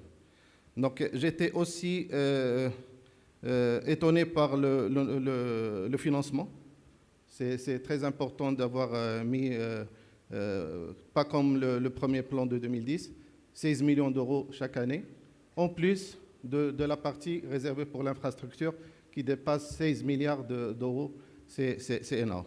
Donc il n'y a pas de secret, donc il faut donner plus de financement pour réussir les stratégies. Il y a un danger que vous avez mis en cause, c'est-à-dire la micro-mobilité. On a vu que ça va venir. On a vu hier la présentation de nos amis des Émirats. Donc ils ont déjà pensé parce qu'ils étaient les premiers à réduire de 50% dans le premier plan mondial de la sécurité routière 2011-2020. Donc vous avez pu réduire de 50% et vous commencez à penser pour la micromobilité. Pourquoi c'était intéressant de voir leur présentation hier sur la micromobilité et l'utilisation des trottinettes et la construction de réseaux de plus de 300 km pour cette catégorie d'usagers qui va venir dans le temps. Donc sans plus tarder, j'ouvre le débat. Et surtout, si سعادة العميد لو ممكن تجاوب على السؤال الأول بخصوص لماذا نسبة الإنجاز بالنسبة للتربية الوطنية فقط 87%. Ensuite, je donne la parole.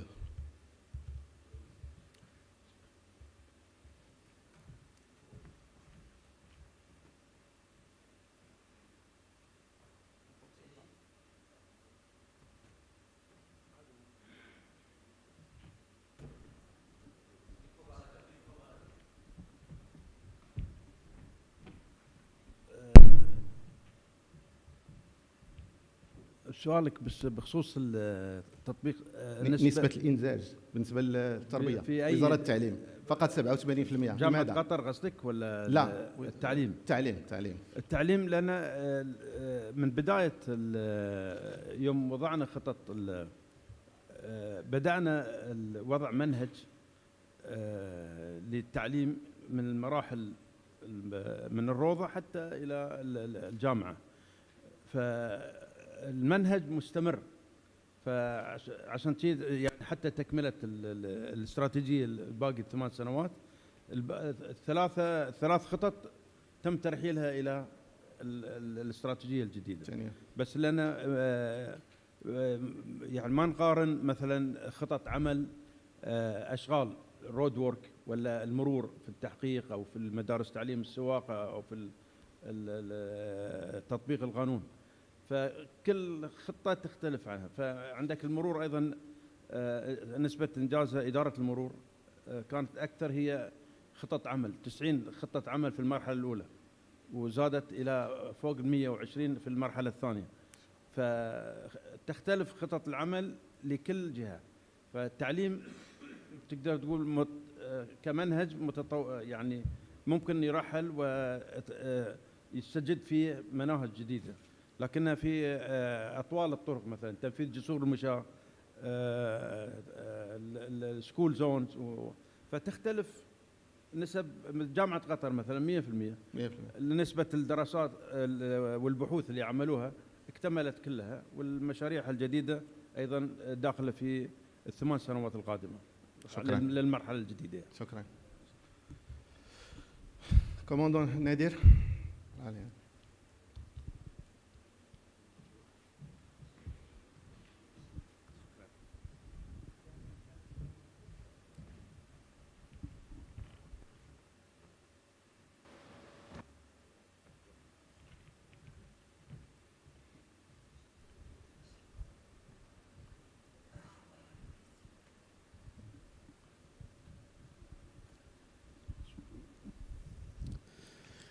معكم عبد اللطيف نادر عن الإدارة المركزية للمديرية العامة بالوقاية المدنية بالرباط. بداية شكرا لجميع المتدخلين عن المداخلات القيمة، والتي سيكون بدون أدنى شك سيكون لها وقع إيجابي على مختلف الاستراتيجيات المقبلة. سؤالي سيكون باللغة العربية، موجه للسيد العميد محمد عبد الله المالكي الخبير القطري.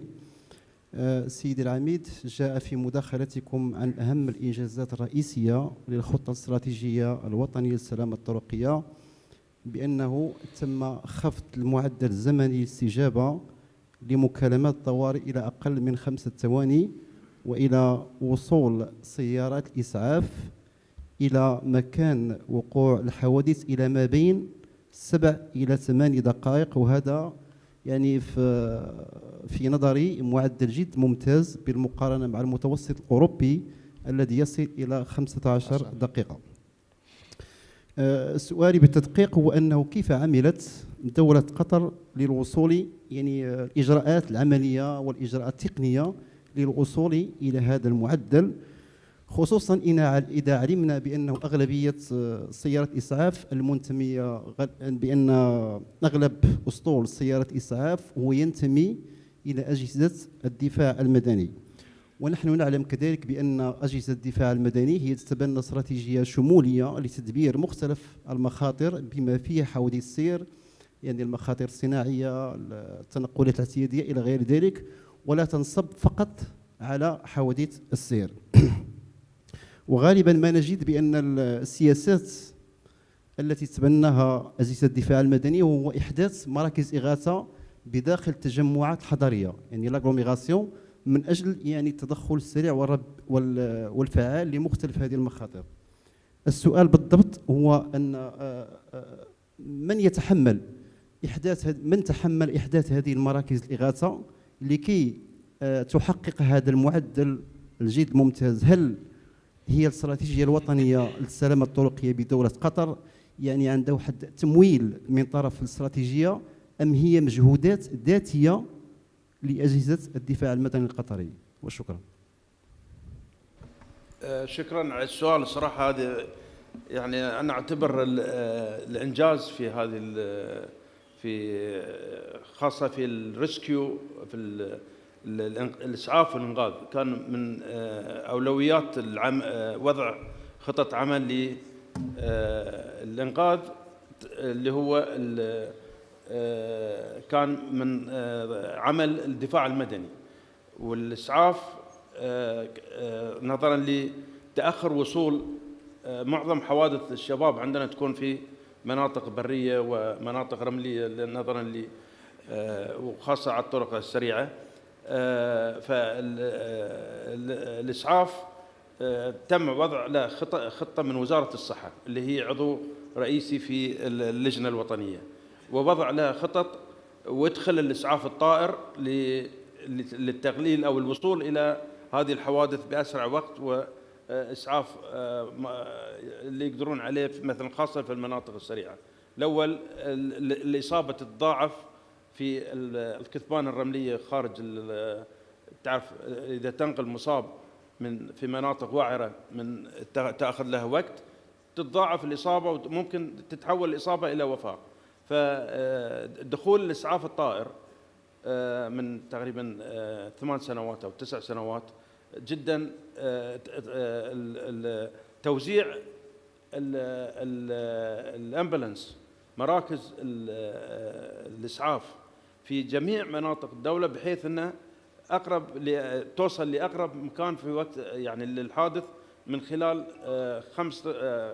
5 إلى 8 دقائق. وهذه طبعا الفضل كبير إلى الوصول وإنقاذ المصابين في الحوادث بأسرع وقت ممكن.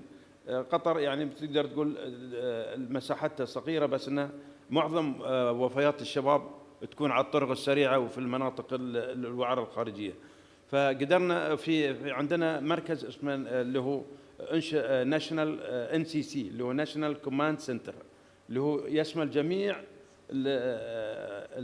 الجهات المنقذة والإسعاف والكوست جارد، تكون في مركز واحد. أقرب اتصال لها على طول يصل إلى الإسعاف الأقرب إلى الحادث. وطبعا هذه كان إنجاز كبير بالنسبة لوزارة الصحة ووصولها لهذا الرقم، وحتى يعني شهد به WHO أن الإسعاف والإنقاذ اللي هو عن طريق الدفاع المدني، الإنقاذ يمكن يأخذ أكثر، بس أن وصول الإسعاف خاصة في سيارتين، في الإسعاف في سيارة توصل الإنقاذ السريع للوصول مكان الحادث تقريبا ما يتجاوز 8 دقائق، ووصول الإسعاف المجهز كامل في على طول بعد الوقت هذا. وهذا يعتبر يعني من الخطط الناجحة اللي طبقت في مستشفى حمد اللي هو تابع وزارة الصحة بالنسبة للإسعاف والإنقاذ إلى الدفاع المدني وزارة الداخلية. إن شاء الله جبتك على السؤال. شكرا سيد العميد. Autre question? Razali. Et ensuite la dame. Bonjour, je me présente, je suis Adil Ghazali, professeur de psychologie à l'université Hassan II de Casablanca. Je suis expert dans le domaine des sciences sociales et j'aimerais bien partager avec vous une petite réflexion. Alors, d'après les différentes présentations, on voit qu'on est devant une approche un petit peu qui distingue entre approche avec 2 vitesses. Alors, il y a ce qu'on appelle l'aspect technique, ingénierie. C'est une approche, là on considère que l'individu, la personne qui conçoit la route, l'infrastructure, c'est une personne rationnelle. Et une autre approche qui s'intéresse au comportement humain. C'est-à-dire qu'on considère que l'humain, c'est irrationnel, il est irrationnel, émotionnel, il y a de la culture et tout. Donc, la démarche, à mon avis, c'est une démarche un petit peu, soi-disant, erronée, entre parenthèses. Alors, on essaye d'adapter l'infrastructure, concevoir l'infrastructure, en considérant la personne qui conçoit l'infrastructure est une personne rationnelle. Et lorsque le même ingénieur qui conçoit la route, ou bien l'espace routier, c'est une personne rationnelle, et lorsqu'il est usager de la route, soit conducteur, soit piéton, il est un petit peu irrationnel. Donc, il y a 2 démarches, à mon avis, qui ne sont pas compatibles. À mon avis, il faut considérer que le comportement est un indicateur parmi les autres indicateurs. Là, c'est-à-dire lorsqu'on cherche à adopter une approche ou bien une stratégie, on doit considérer que l'aspect humain est un aspect comme les autres. C'est-à-dire ne pas concevoir un espace routier et dire aux personnes, vous devez s'adapter avec cet espace, sinon il faut peut-être élaborer des systèmes ou bien des stratégies de contrôle pour que l'individu s'adapte avec cet espace. Donc, une autre question à la présentation de Isabelle. Alors, je ne sais pas, est-ce que c'est faisable le fait de dire que réduire le nombre de décès à 0%, est-ce que scientifiquement parlant, est-ce que c'est possible? Mais finalement, on travaille sur des aléas. l'accident routier, c'est un risque. Et risque, c'est probabilité. Est-ce qu'on a les datas, est-ce qu'on a toutes les informations possibles pour qu'on puisse dire qu'on peut arriver oui, à mon avis, c'est de l'utopie. On aimerait bien, mais est-ce que c'est faisable? Merci beaucoup. Isabelle? Can I speak over here? Yes. Yes, it's a question we get a lot. Is this Vision Zero? I only have one answer. It needs to be our ambition.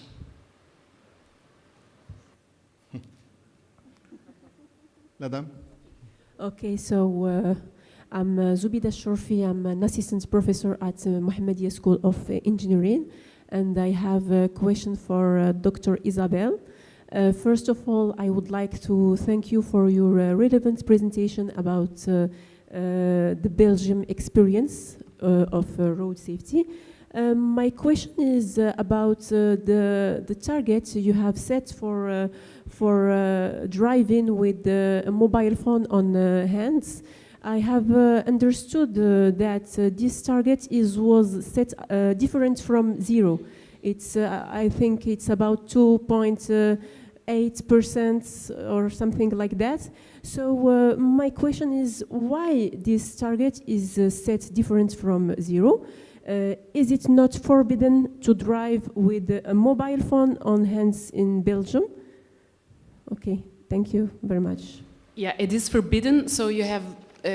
We allow a car kit in the car, but we do not allow the fact that you're really having your cell phone on your hand while driving. And indeed, so we have a reduction by at least 50% between 2020 and 2030. So that's our purpose for the KPI of distraction. And we have a reduction by at least 90% by 2050. Okay, thank you. Thank you. So it's you want to cut in half the number of people driving with mobile phone, but the objectives in term is 0%. It's a reduction of 90%, and for the KPIs. But for example, for the people who are dying in traffic, it's zero. That's our ambition by 2050. Thank you very much. Nordin Di, puis Houda, puis Maafa. Nordin? Ah, c'est. J'ai déjà une question, je suis désolée. Donc, تفضلي. premièrement, je tiens à remercier les organisateurs pour les efforts déployés, comme je remercie les intervenants pour la qualité des interventions. Donc, je suis Gar Kausa, je suis professeure assistante en psychologie et je suis particulièrement intéressée par la question de l'aptitude psychologique ou bien neuropsychologique à la conduite et les comportements routiers des conducteurs. Donc, j'ai deux questions pour Dr Isabelle. Généralement, l'usage ou bien l'utilisation des enquêtes basées sur l'autodéclaré met toujours la fiabilité de l'étude ou bien de la data collectée en question. Donc, est-ce qu'il y avait des points de similitude entre les datas de l'étude ESRA et les datas des documents ou bien des statistiques officielles? D'autres questions, après la campagne de sensibilisation effectuée, est-ce qu'il y avait une évaluation post-interventionnelle pour mesurer l'impact des interventions effectuées? Et merci. Toujours Isabelle. Pas de questions pour Antonino?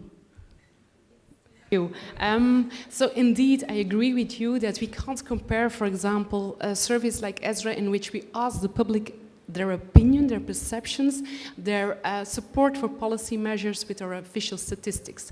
So I presented today official statistics, road accident statistics. In complement of that, I gave also some baseline results, which are really behavior measurements, so which are really looking at what people are doing on the street. So actually, you put a fixed camera and you're just saying, okay, so many cars are driving too fast, which is a complementary part towards your official statistics. And then you have also the surveys in which you ask people self-declared behavior, in which you ask, so I see these three sources of data as complementary to each other. So that is why I just hesitated in my presentation to say, now I'm going to compare it, and I said, no, it's not a comparison, because for me it's really a complementary part to get a whole view on the picture of, for example, a problem in road safety. Indeed, regarding the awareness, after our campaigns, we try to measure what the impact was. We also try to measure, for example, did people, also from a marketing perspective, did people saw the campaign? Do they know the concept of Bob? Where did they saw the campaign? Just to improve our campaign, but also just to see, are people really driving less under the influence of alcohol? Or police, so I presented the slide which I presented the results of the police. So also the police is monitoring each campaign regarding Bob. So they do a campaign in summer and winter. We have 2 campaigns, and the police does a lot of controls on that specific moment, and they monitor also the numbers. So that is why I presented also the fact that it's the first time since the existence of the campaign that we have so many positive results, although 1.6 is still blowing positive. Nordin. Merci. Tout d'abord, je voudrais remercier tous les intervenants pour la qualité de leur présentation. J'ai 2 questions pour vous faire plaisir, donc je vais m'adresser d'abord à Santo.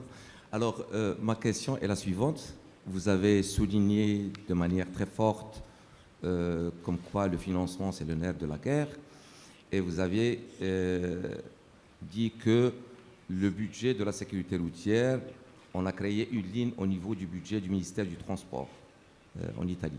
Ma question est la suivante. Est-ce que tous les budgets sectoriels, c'est-à-dire relevant d'autres ministères, ils sont mis dans cette ligne-là, ils viennent alimenter cette ligne-là pour faire face justement à votre plan d'action, ou la gestion budgétaire, elle est répartie entre plusieurs secteurs?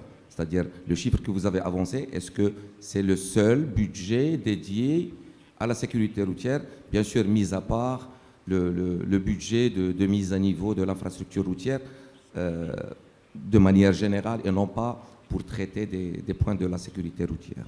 Deuxième question pour Isabelle.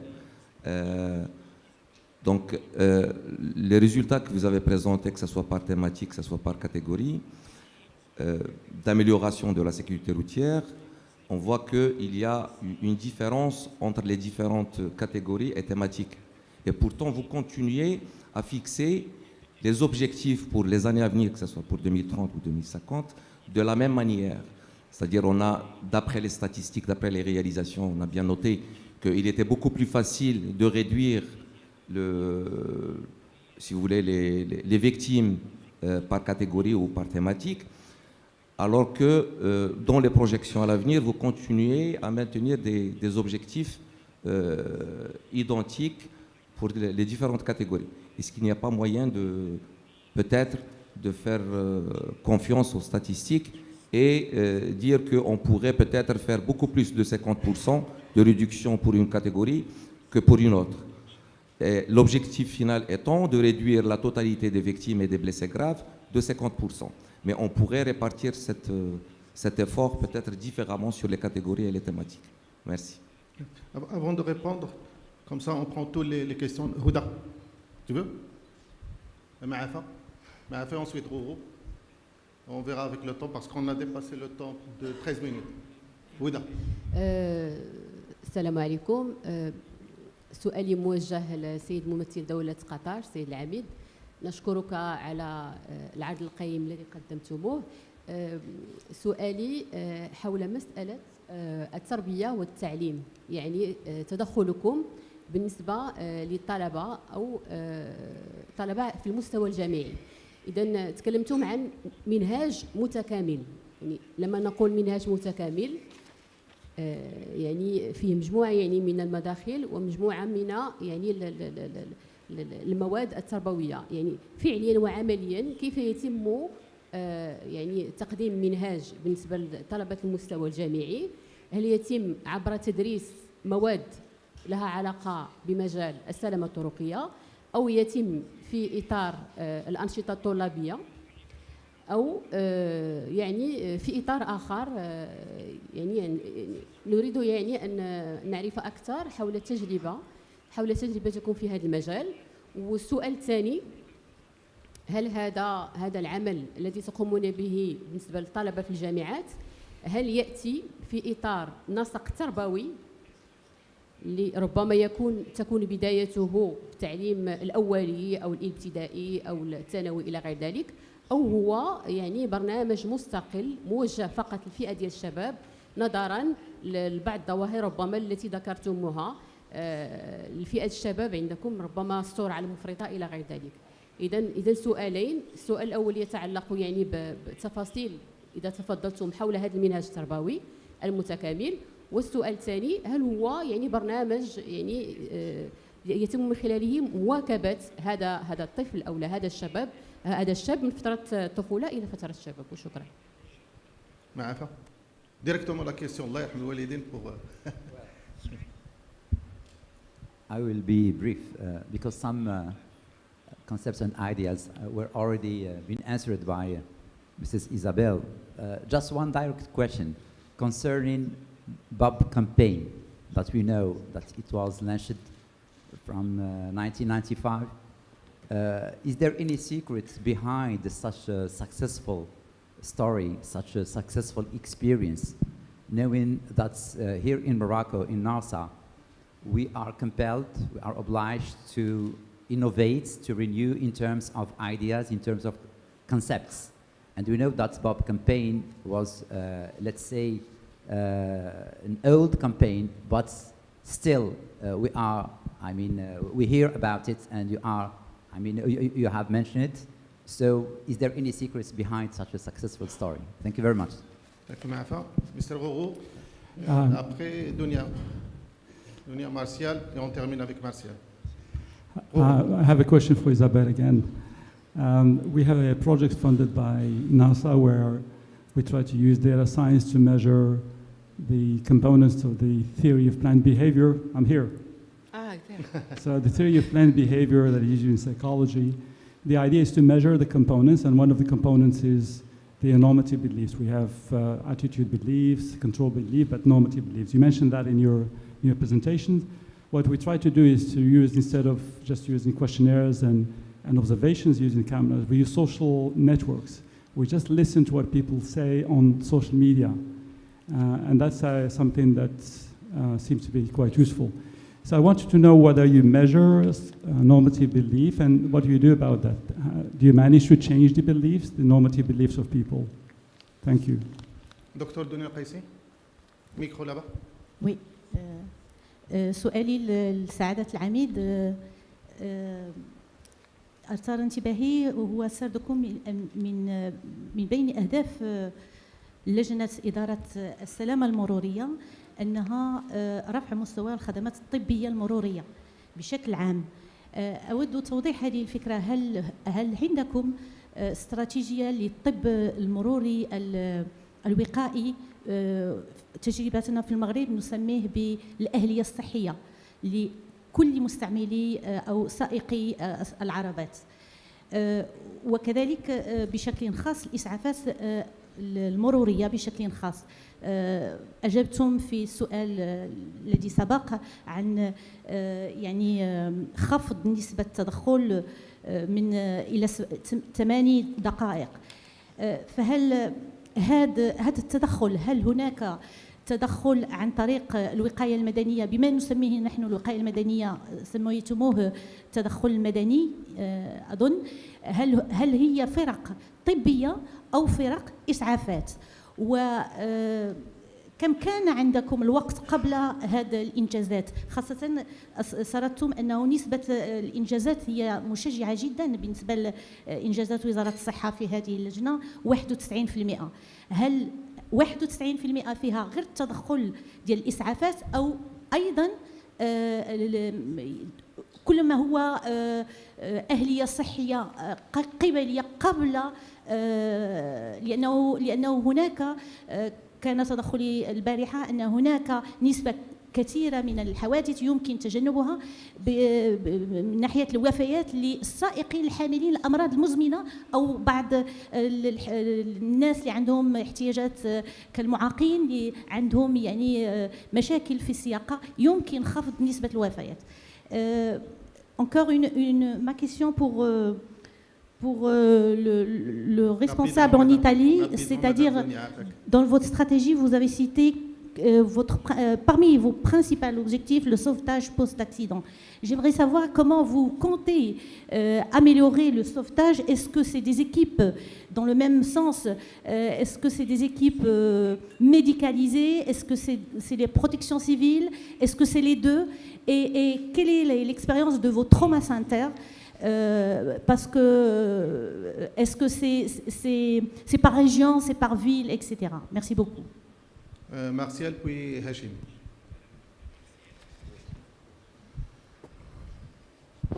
Rapidement, oui. Martial, la question directement. Oui. Je tiens déjà à remercier les intervenants. Ma question va porter sur les nouvelles tendances dans le domaine de la sécurité routière.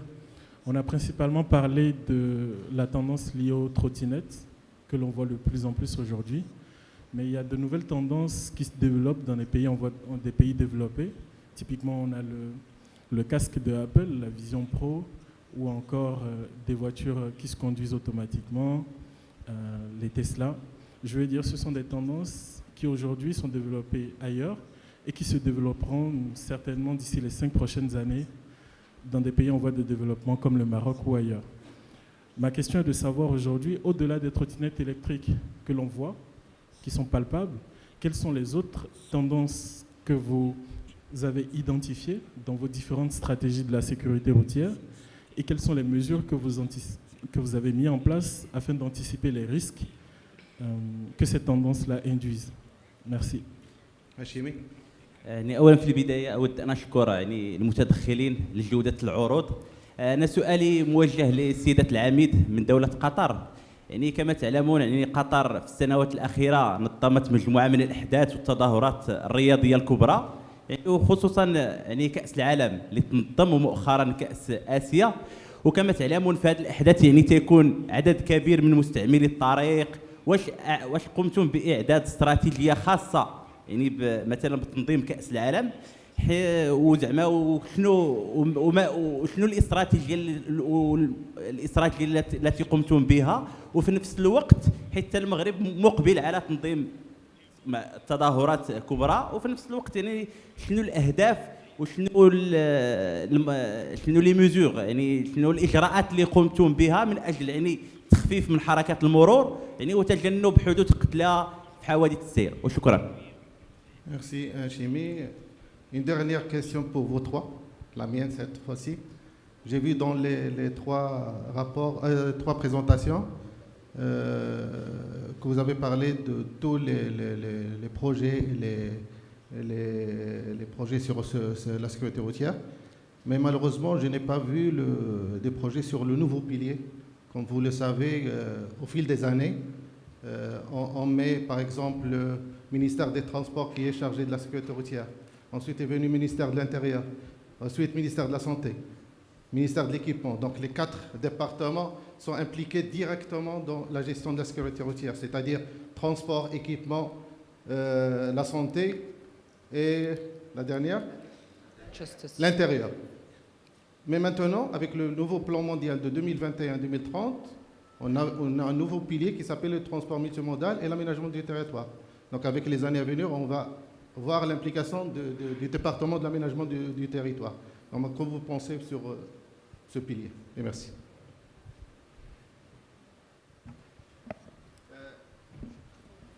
Antonino en premier, suite... Alors, je vais essayer de me rappeler les questions. Déjà, monsieur, je n'ai pas pris de notes. Donc, monsieur, sur la question des fonds, le fonds dédié à la sécurité routière et à l'intérieur du ministère des Transports, que je sache, c'est le seul fonds dédié à la sécurité routière. Ça ne veut pas dire que ça centralise tout le budget qui va produire des actions de sécurité routière. Il y a d'autres actions, par exemple à l'intérieur du ministère de la Santé ou d'autres ministères, qui sont des actions indirectes sur la sécurité routière. Mais bon, disons que le gros du budget est là et c'est géré par le ministère des Transports. Après, il y avait une question, je crois... Oui. Est-ce qu'on y trouve dans le budget du ministère des Transports des actions, par exemple, qui relèvent du ministère de la Santé? Oui, absolument, oui. Vous avez des actions un peu sur tous les domaines. Justement, l'objectif est, à travers les programmes de mise en œuvre, de stimuler un peu toutes les actions sur tous les piliers, y compris les véhicules, par exemple. Question de Madame sur les traumatismes. Alors, si je me rappelle bien, vous vouliez savoir... Oui. L'expérience des traumas sanitaires et par rapport à votre objectif de sauvetage post-accident, qu'est-ce qu'il y a comme nouveauté, qu'est-ce qu'il y a comme chose à se rattraper? Je ne dirais pas vraiment quelque chose à rattraper en Italie, parce qu'on a quand même des systèmes d'intervention post-accident qui sont très à l'avant-garde. Il y a des différences entre les régions italiennes, naturellement. Les régions du Sud sont un peu plus en arrière par rapport aux régions du Nord. Et ce sont des activités qui sont gérées à niveau régional. Donc la santé en Italie, ça relève des régions qui gèrent toutes les activités liées à la santé, y compris les traumatismes. S'il vous plaît, pour le ramassage, c'est la santé et la protection civile? Oui, c'est les deux qui travaillent ensemble, exactement. La protection civile intervient beaucoup. Disons, dans les traumatismes post-accident, c'est les ambulances qui sont gérées par la santé. Et après, il y a la protection civile qui intervient sur des cas très, très graves qui peuvent être des accidents, mais aussi des choses assez spécifiques, quoi. Mais ils travaillent en strict contact. Question de Martial sur les nouvelles tendances de mobilité. Eh bien oui, on y travaille beaucoup en Italie parce qu'il n'y a pas seulement la micromobilité qui impacte. Nous avons différents facteurs, y compris la mobilité automatique. Le plan de sécurité routière inclut des actions qui visent à anticiper ce qui peut se passer en termes de mobilité automatique. Mais si je dois nommer une tendance qui est très forte aujourd'hui en Italie, c'est la mobilité électrique. Nous avons de plus en plus de véhicules électriques. En Europe, on booste beaucoup sur ça. Il y a des idées d'enlever le diesel aussi. Et la mobilité électrique, ça vient aussi avec des comportements des usagers différents. Et donc là, il n'y a pas vraiment une action qui est incluse dans le plan, mais il y a du travail à faire en termes de formation des conducteurs pour comment gérer les véhicules électriques, etc., qui est un mode de conduire un peu différent par rapport aux véhicules traditionnels, en certaines mesures plus sûr, parce qu'il y a une gestion des accélérations des véhicules qui est là et qui peut induire des comportements un peu plus vertueux en termes de sécurité routière. Mais c'est des choses à former en tout cas, donc ces tendances-là, oui, sont là et on essaye de les prendre en compte. Je voulais aussi réagir par rapport à l'approche rationnelle, irrationnelle. C'est un peu le dilemme de l'ingénieur, quoi. On est très bon à écrire des plans très très rationnels, mais après quand on va sur les routes, on est très irrationnel. Non, mais pour rebondir sur ta question, en fait, l'idée de l'approche du système sûr, c'est exactement le contraire de ce que tu as dit. Et c'est-à-dire, on ne veut pas adapter le comportement des usagers à ce qu'on construit sur les routes, mais c'est le contraire. On veut essayer de construire des choses qui sont adaptées au comportement. Et donc c'est là où il y a beaucoup de travail à faire en fait. Parce que Dr. Isabelle? Yes. Quickly. The first question. We have only 5 minutes. Okay. The first question regarding the KPIs and the monitoring and the measurement of the KPIs. For example, we are indeed measuring from a scientific level our KPIs, and per KPI, if we give some policy recommendations which are on different levels. So today I talked about some numbers and teams, but for example, if we're talking about distraction, or drunk driving, we each time give like policy recommendations on the level of education, empowerment, working together, which is also taking your question regarding justice, interior, health, and so on. But also on the level of engineering, the infrastructure and enforcement. The success of Bob. Why is Bob in our dictionary, actually? Because it's a long-term tradition.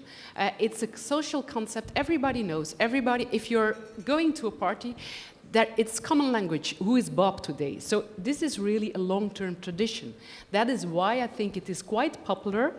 But it's also a matter of repetition. It's also, do not drink while you're driving. We have a serious decrease, but you see still a lot of people are drinking while they're driving. We still need to reduce by half if we want to reach our target by 2030. But an important question also regarding that Bob is, what is actually the success? Is it the sensibilization, the campaign, or is it also the enforcement of the police who is going on the streets to control if people are drink and driving? I think it's also a mix.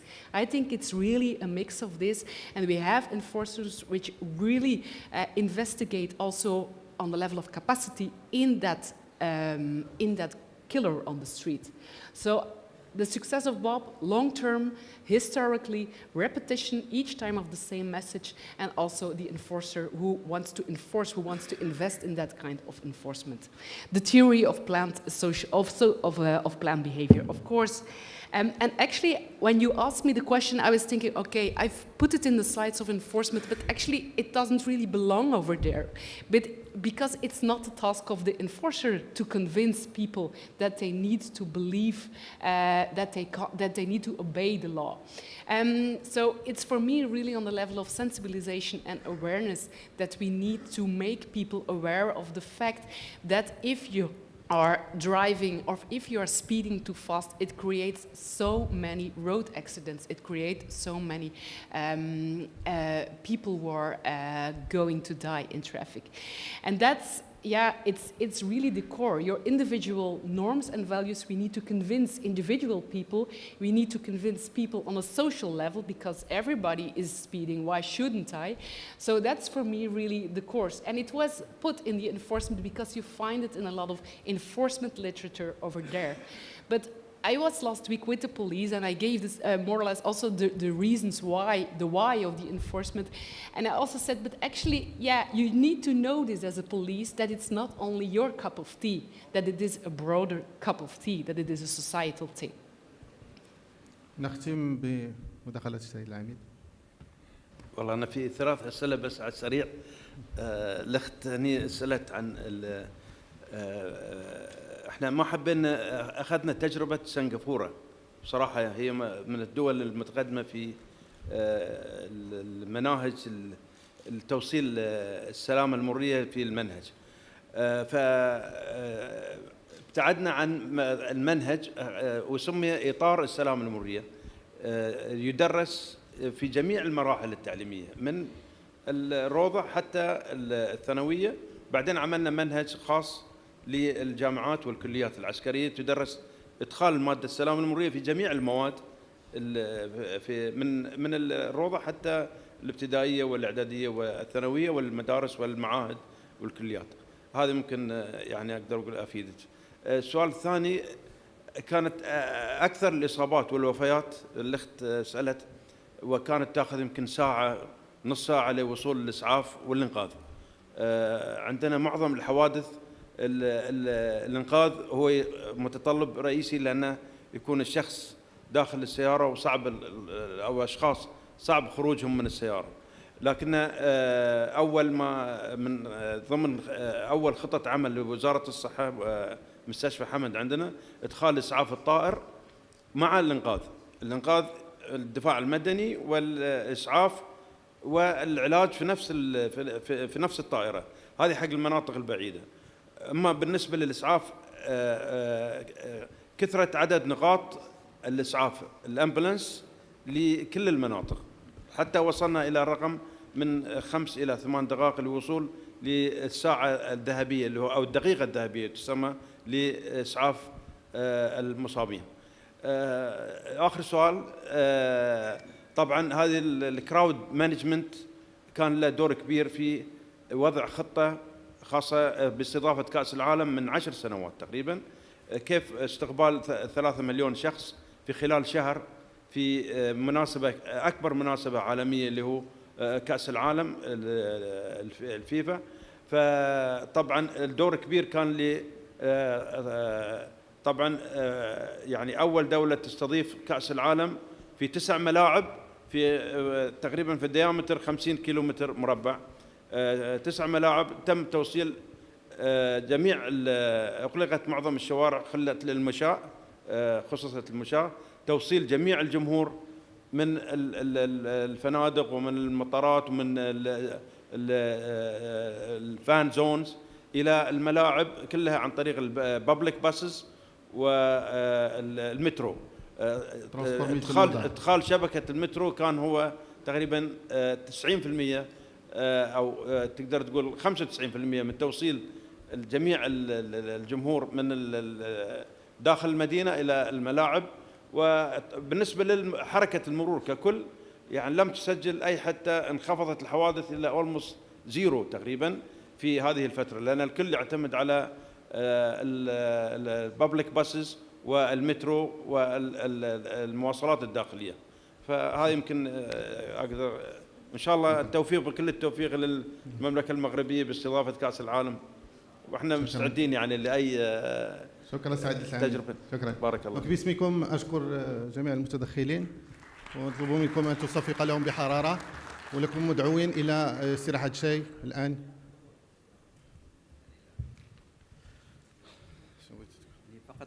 فقط أعرفك المرجو من الجميع يعني احترام يعني الوقت المخصص لهذه الاستراحة كي نواصل يعني الجلسة الخامسة والجلسة الختامية إن شاء الله.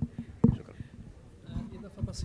إضافة بسيطة من فضلكم، يعني عندنا القاعة سوف تستعمل في الظهيرة، يعني احنا خصنا عندنا واحد الوقت محدد فاش نغادروا القاعة، فإلا جات على خاطركم واحد 10 دقائق ديال بوست كافي وإن شاء الله نواصلوا. شكرا. شكرا جزيلا. طيب صورة جماعية للجلسة الخامسة.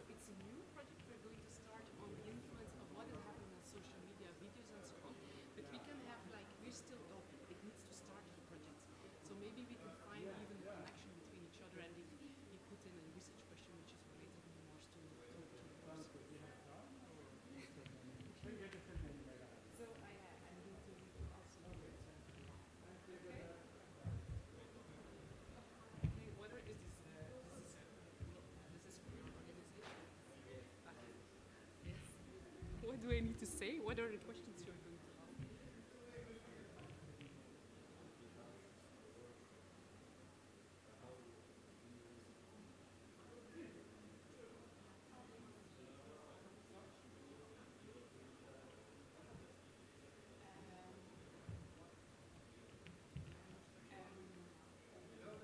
Thank you for inviting us. I think it's really important to have this kind of meeting, an international safety seminar. So I think it's really important to have a big international road safety seminar as this, really to have a look at what is happening in the other countries, because actually we are all tackling the same topics. For example, the English in traffic, like alcohol, speed, driving while you're distracted.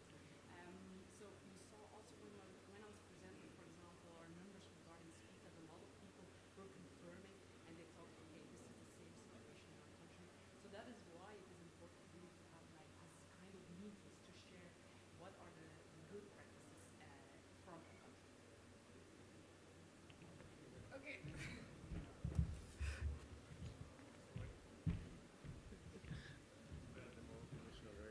Okay. Just a short declaration about your participation and also the experience of Belgium in regarding this Can I just strategic- say why it is important to have like an international international road safety seminar like Yeah, this? okay. First of all, your name and the description, please. I'm Isabelle Verwee. I'm a knowledge group manager in the VIAS Institute, which is based in Belgium. We're mainly occupied with doing research regarding road safety and sustainable mobility.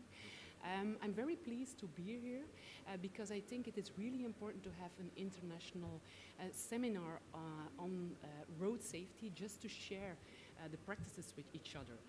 For example, when I presented some numbers of Belgium regarding speeding, why do people speed, are they driving too fast? A lot of people were confirming and they say, okay, this is the same problem in our country. So it's really important to discuss with each other and to have an interaction with each other regarding to all these problems and to share these best practices with each other on an international level. Thank you so much.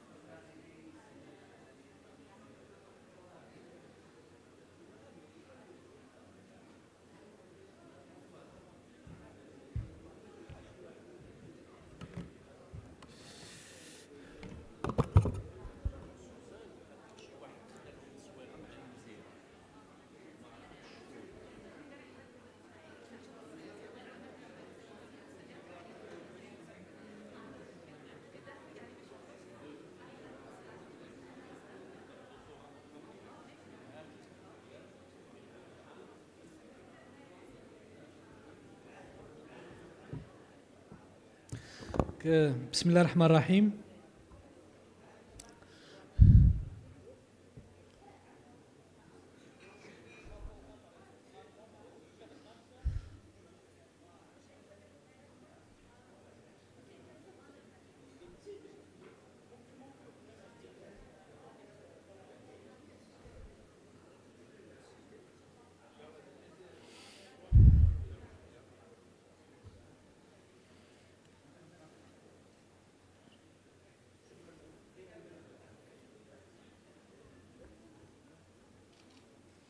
إذن نصل إلى آخر محطة.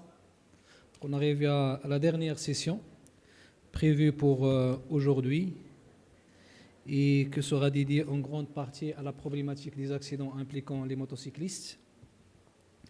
Et j'ai le plaisir et l'honneur de présider cette séance, cette dernière séance, à laquelle vont participer 3 éminentes personnalités, donc 3 experts. Donc nous avons avec nous M.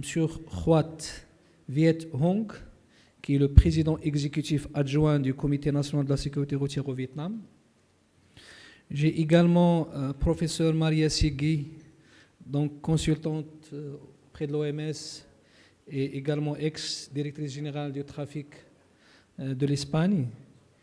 Et également nous avons une expérience ou bien une présentation du commandant Rafiki Mujiji, donc de la police nationale de Rwanda, qui va nous parler également de leur expérience en ce qui concerne le traitement ou bien la gestion de la problématique des usages du deux roues. Avant d'inviter les panélistes, on a introduit une initiative qui nous a été demandée. طلبوها منا من الإخوان في قطر الشقيقة وما يحبون يقدموا درع للسيد الوزير، فقبل الشروع في يعني في الجلسة الأخيرة هناك الإخوان في قطر إن شاء الله يودون تقديم هدية للسيد الوزير، درع للسيد الوزير. تفضلوا السيد الوزير، الإخوان ديال قطر.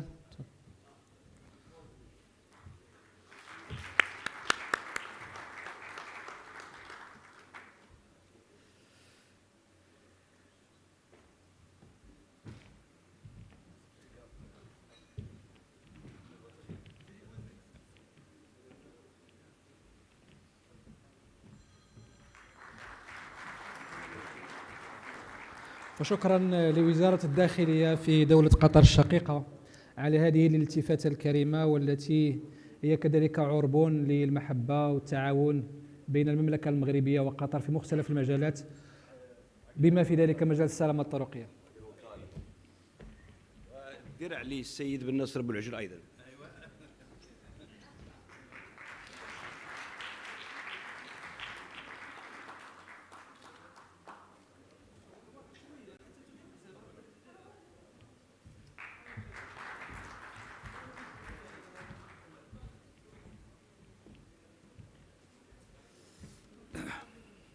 Well, I invite my colleague and my friend Huat Viet Hong to come to the stage. I invite also Professor Maria, please. And also Commandant Rafiki Mujiji from Rwanda.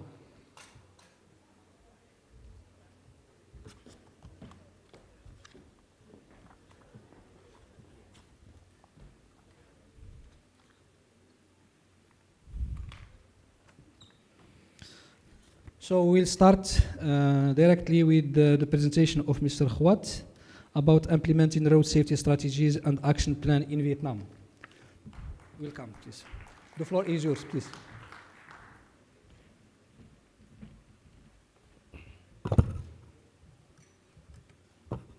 His Excellency Minister Muhammad Abdel Jai, ladies and gentlemen, so maybe I'm the one who fly the longest flight, to come to this conference. So, but thank you for my friend Benacer Boulajouf to invite me, and finally I can manage to come.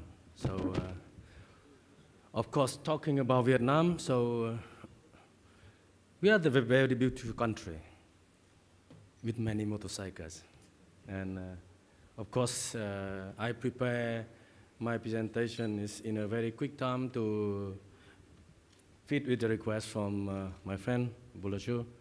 So then try to inform you some outcomes, some results that we have done for last decade, and what the main activity, and of course you have some focus for motorcycle traffic safety.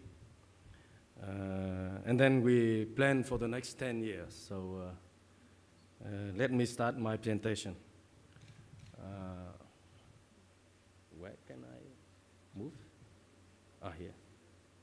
It's work? Okay. So my presentation divides into like 5 parts. First is some short introduction about Vietnam, more or less about road traffic in Vietnam, and some actions over the decades from 2011 to 2020. And of course, we have to discuss about the challenge we are facing today and for the next years. Then what the action we plan for. I think most of you, many of you, listen about, when you hear about Vietnam, more or less you think about the war. So, but the war is already past. The Vietnam War, so we call that the resistance war against America, somehow finished like almost 49 years. I was born in 1974, so just 1 year. After that, we reunite our country. But the last war, I think, we say there's conflict. It's ended in 1989. So the border conflict with my friend, neighbors, so China. So now we have a very peaceful country, developing very fast. We have like 100 million of population and quite young. So we are still on the way to develop. At maybe 20, 30 years next, we're facing the same problem at China's or Japan or Korea is facing now, is aging population, but still our population is still young. And of course, you have very fast urbanization, but I think it's not so good control, and that also causing the problem of traffic congestion, traffic accident. For the road, you have about 6.5 registered so-called four-wheeler, so car, bus, trucks, everything. We call register because among of that 6.3, that should be about 700,000 vehicles already gone out from the system, so that the inspection data show up about 5 million. So that means 5 million four-wheelers are running on the road, and about 74 million motorcycles are registered. And then it's among of that, about 68 million motorcycles and mopeds are running on the road. That means that we have very, very high rate of motorized motorized vehicle ownership, about 800 per 1,000. But we are motorized our traffic by motorcycles. So we have a motorcycle-dependent society. So can I say like that? And we have about 580,000 kilometers of road. Among of that, about 25,000 national highway, and 25,000 kilometer national highway, and about 2,000 kilometers of expressway. So that is, sorry, I don't put the figures here. Just some figure, and you see these pictures. We are moving from non-motorized transport society and to bicyclists and to more motorbike, and very, very many motorbike. That we can define motorcycle-dependent city, and now car is booming. So we can say that is our next challenge. We are talking later about that. The picture show everything. I don't need to say anything. So, okay, report. about what we have done last decade. We have reduction about 43.5% of fatality rate during the last decade. That report by WHO. Of course, we have our country report by our friend police, but somehow we say that the methodology are different. Because they report only, we say that the fresh death, the one who die on the road. So then the numbers are very different. But we use both.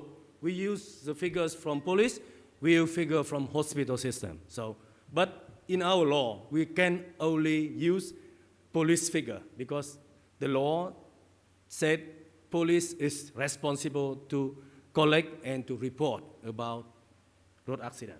So that is the figures. So what we have done in last decade. So we say that the continuous improvement of road safety legislation. So I think, okay.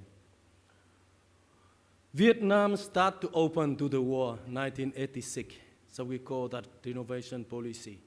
From that day, Vietnam was one of the former socialist bloc leading by Soviet Union. And together with the perestroika in Russia, in Soviet Union, we also have our opening policy to the world. And we can say that 1986 is milestone. Then we start to internalize of our road traffic law, legislation, and many other things. So you can see we have the first road traffic law in 2001. But before of that, we have many kind of so-called government decree regarding the road traffic safety. And in 1997, our National Traffic Safety Committee was established. At that time, we say that the committee, because that is interministerial committee, that leads by, in 1997, only Vice Minister of Transport, similar to my position, lead that committee. Then the member of police, road administration, some administration in different Ministry of Public Health, Ministry of Information and Propaganda, something. And then after that, we have a lot of improvement. So then the second law, road law, is dated in 2006. And then now we are on the way to have a third version of road and road traffic law. So we are talking later about that. So my committee. So my committee is established by a decision of the Prime Minister, that the committee is working underhand and using power of Prime Minister to coordinate and steer the traffic safety policy in the country. The chairman of NTSC, the National Traffic Safety Committee, is a Deputy Prime Minister. We say the first Deputy Prime Minister.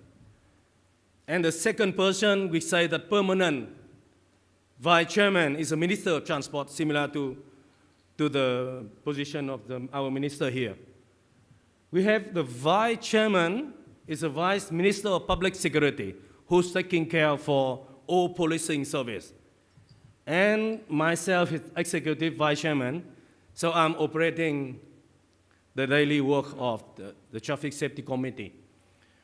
Our committee is also have members from who are the Vice Minister of different ministry and organization. For example, government office, Ministry of Transport, we have the second member, together with the minister, Vice Minister of Public Health, Finance, Education, Training, Information and Communication, Ministry of Defense, we have our militaries involved.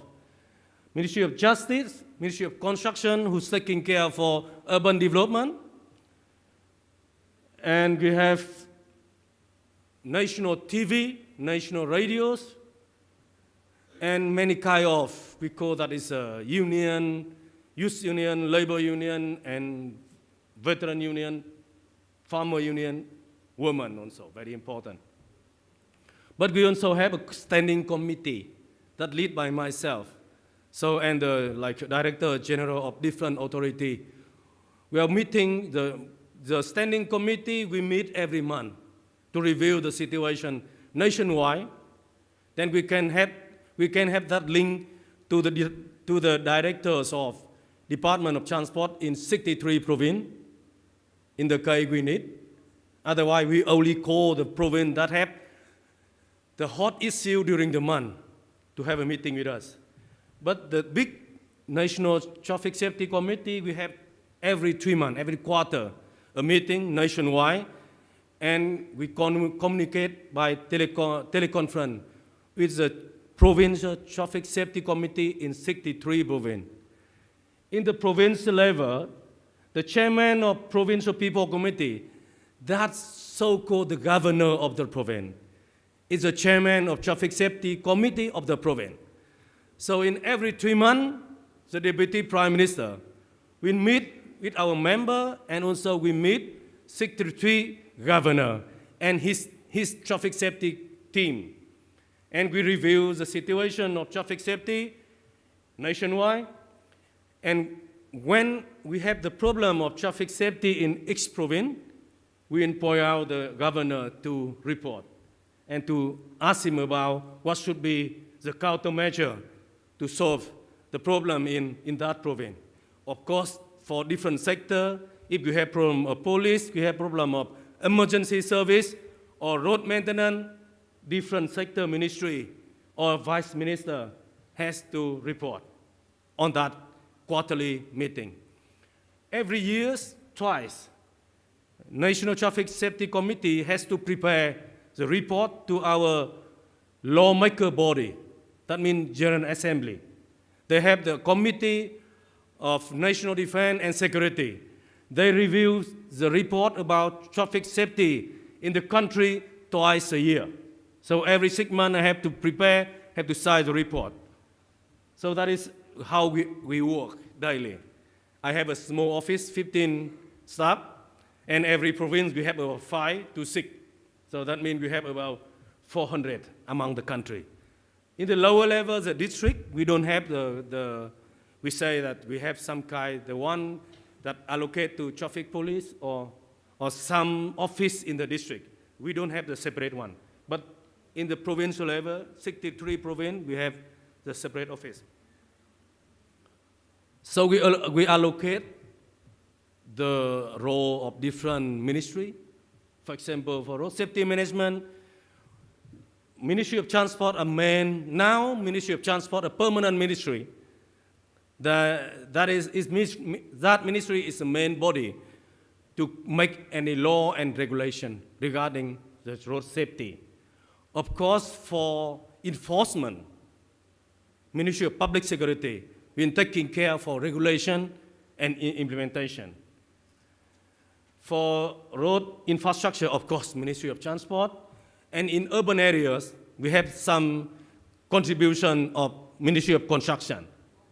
For road vehicles, of course, Ministry of Public Security, they're taking care for the register. But for technical standards, for safety quality, that is Ministry of Transport. For road user, we have Ministry of Education, Ministry of Labor, of course, Ministry of Transport. For, we do the social campaign, or we want to send any message to people who use the national TV in the hot time. We say that golden time. Every morning at 6:40 is a golden time in the morning before people get out from the house to work or to school. We have 5 minutes.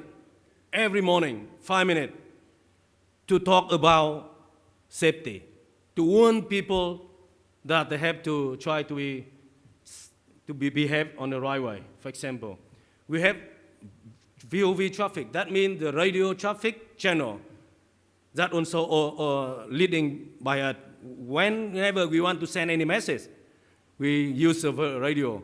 And they have to prepare full 24 hours program for providing information to guiding the people, the driver, how to behave good on the road.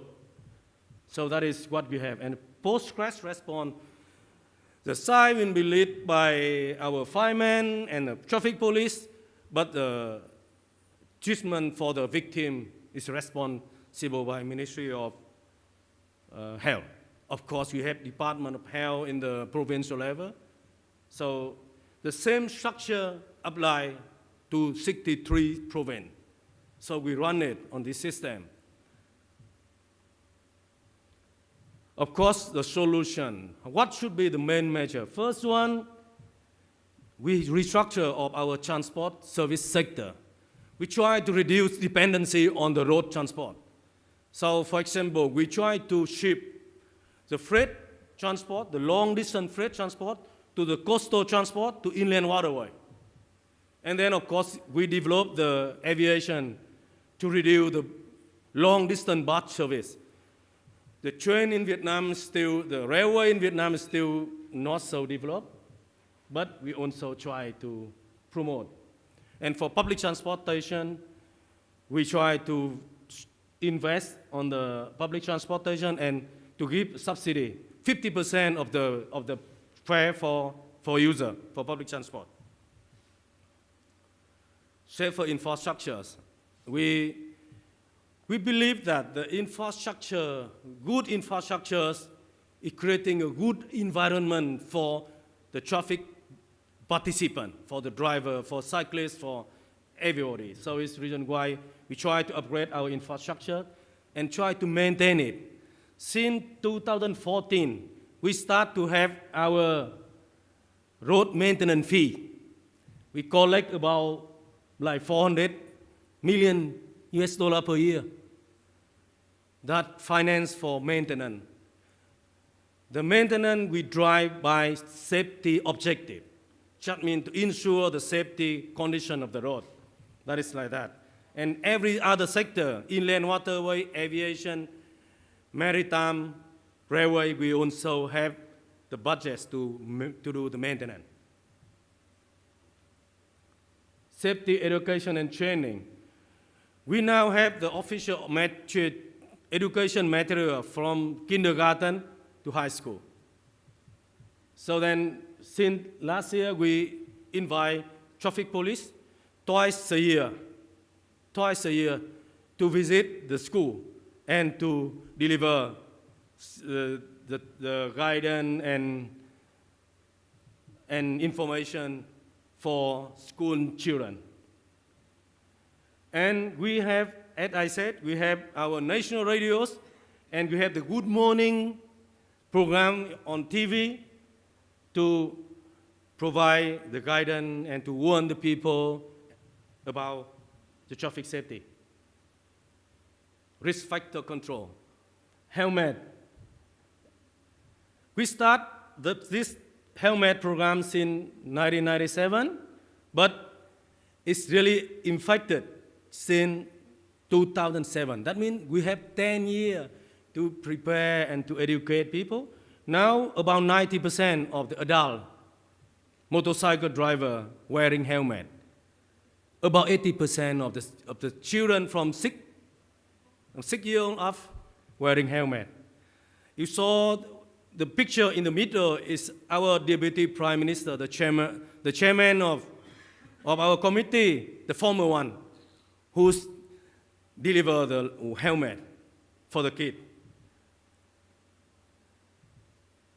Drink driving control. Vietnam is one of very few countries we have zero tolerance.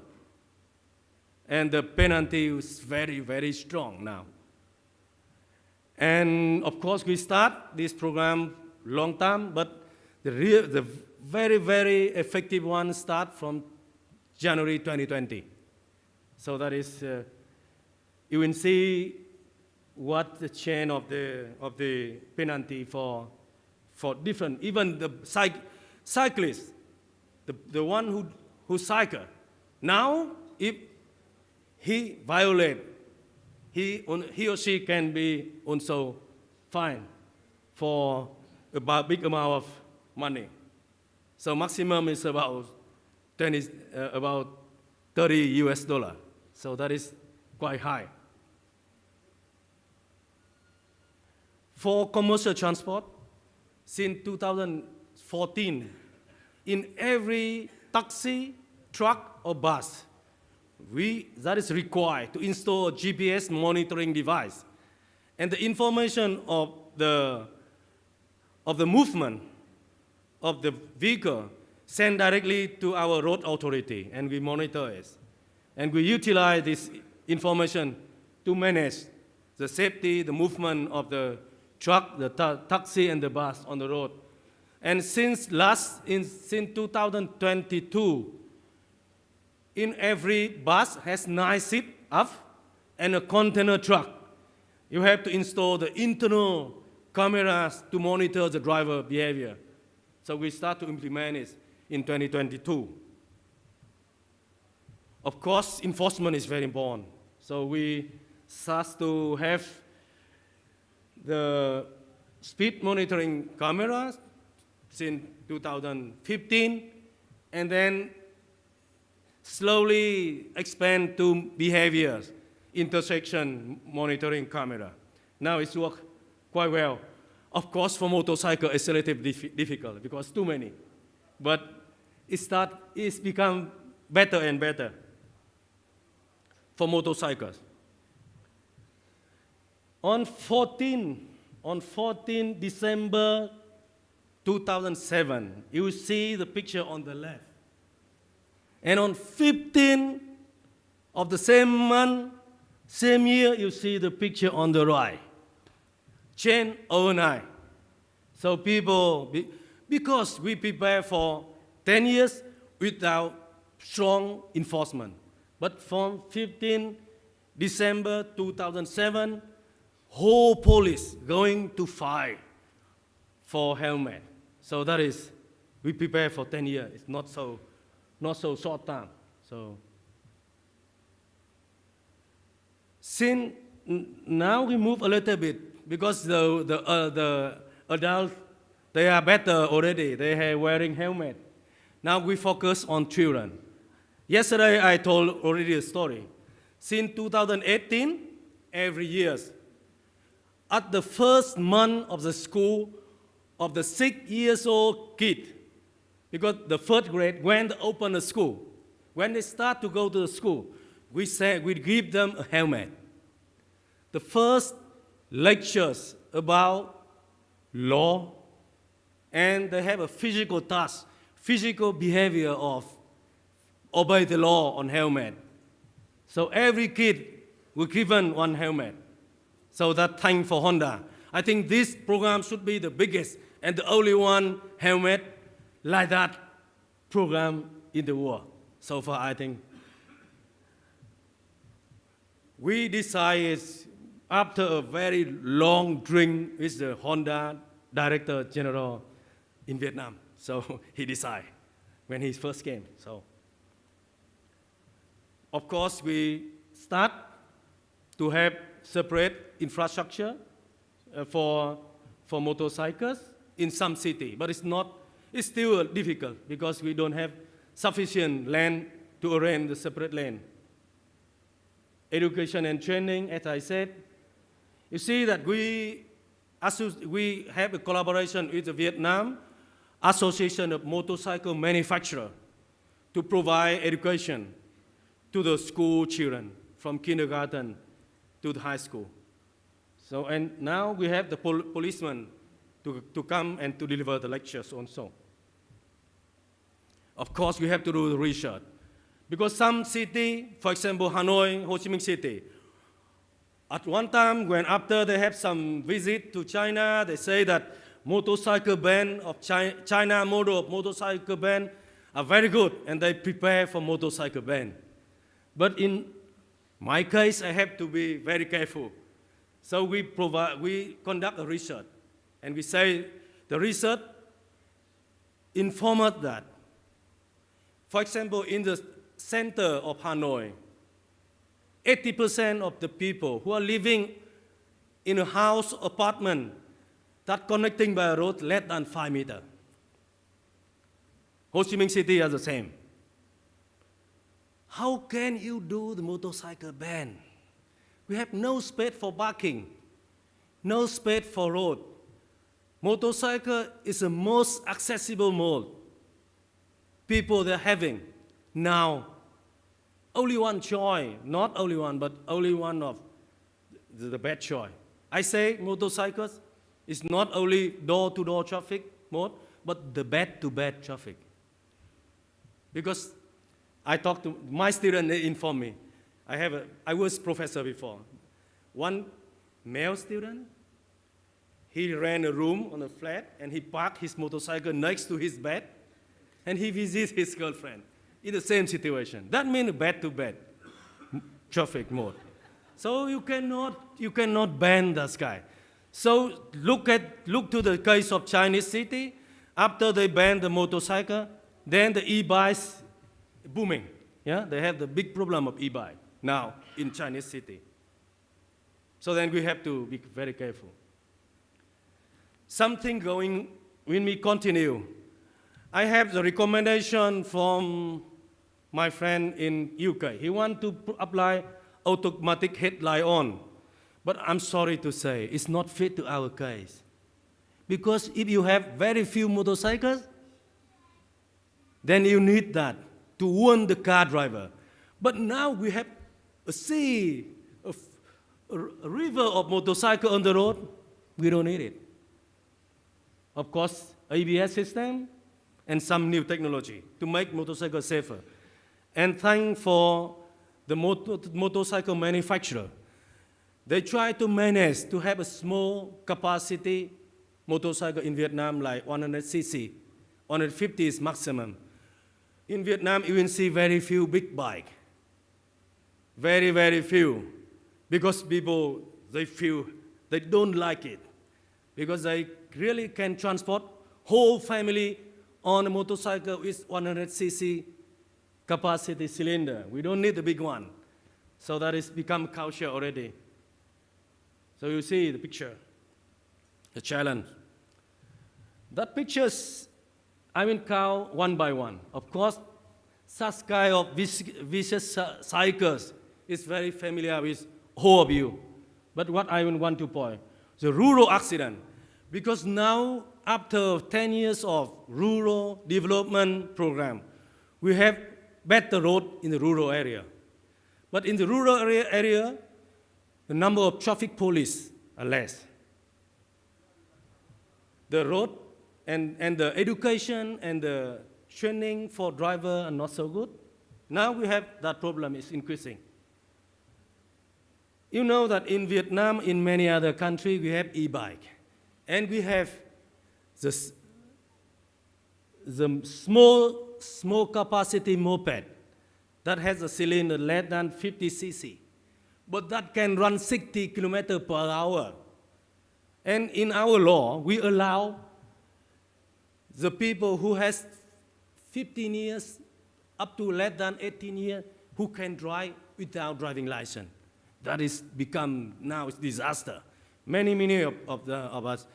In the last year, we lost about 2,000 lives, about for that group of kids. Car booming and car-based infrastructure concept. That is very dangerous. We have most of the driver, like we in our study, about 80% of the people moving on the road on motorcycle. But 80% of the roads are occupied by car. You see the picture. Car only 5.5 million. We have 65 million motorcycles, but the car occupy for 80% of the road. Because you have that. We still believe that car is some kind of symbol. Phoning while driving. I think some of my friends already talking about that, not only in Vietnam, other countries. Drink and drive. We are doing very strong now, and we will continue. And of course, the people wearing helmet, but the fake helmet. I don't know you have that problem in country or not, but we have that problem. The next action. Of course, we are looking for zero fatality and injury. And we are trying to reduce 50% of fatality and injury in 2030. We have our national road safety strategy and vision for 45. So that is what we have.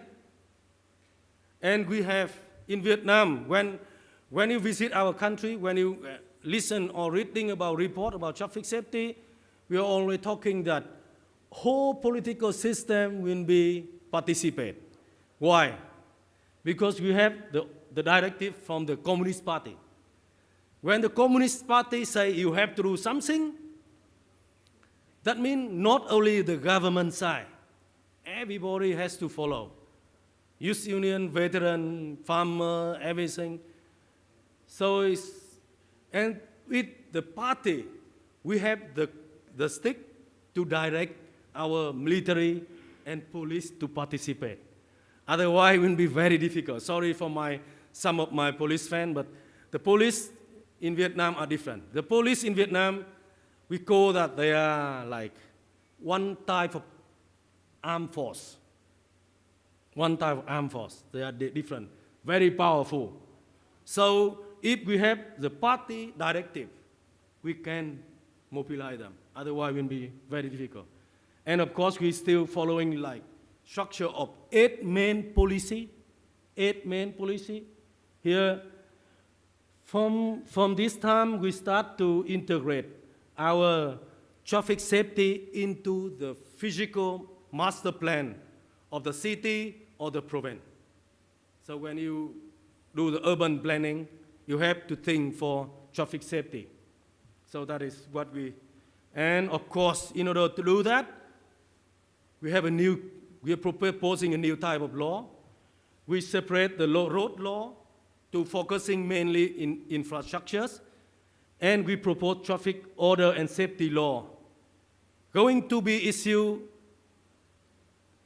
June this year, and effective 1st July next year. So that means very, very early to come. And it's very important. The police now, they say, okay, we should be the champion for traffic safety.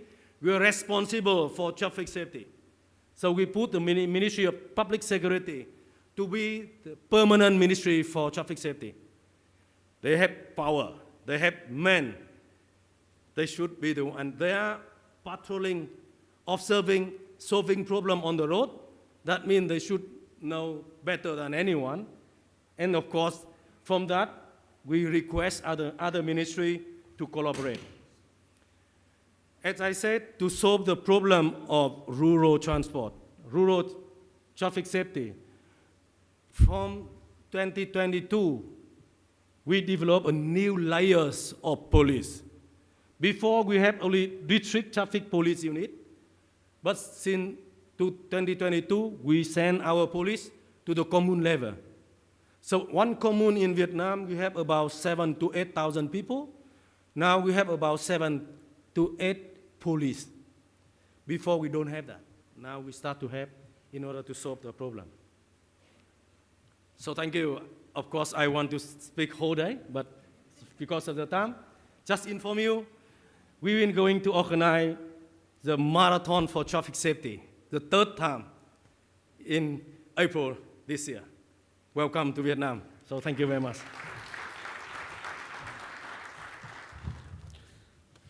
Thank you so much, Dr. Huat, for a very, very inspiring presentation. And there is lots of lesson to learn from your very nice presentation. I don't know, my minister will go. I don't know if you have any question maybe before you. I know you have a commitment.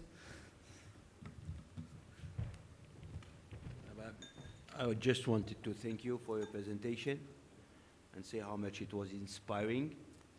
And we'll be inviting you to Marrakesh because it is crowded with motorcycles.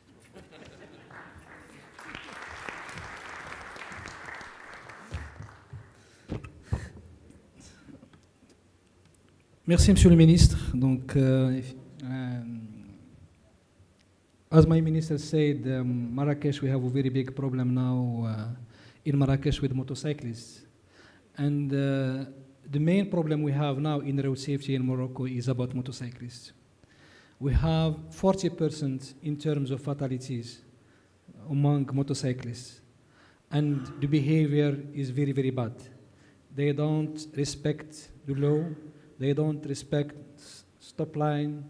They don't respect maybe red lights and so on and so on. And also when it comes to helmets, we have this problem, as you mentioned, fake helmets, but also even they have it, they just put it on the head, but without maybe to put it correctly. So it's a very big challenge. That's why we I had a chance to meet you in Geneva, and I request maybe if you can come to Morocco, you come. Thank you very much, Dr. Khouat. And for sure, we will start a very, very long cooperation between Vietnam and Morocco in road safety. Thank you so much. Now we will move to the next presenter, and I will move to Professor Maria. I asked Maria because she's from Spain, and it's my friend for many years.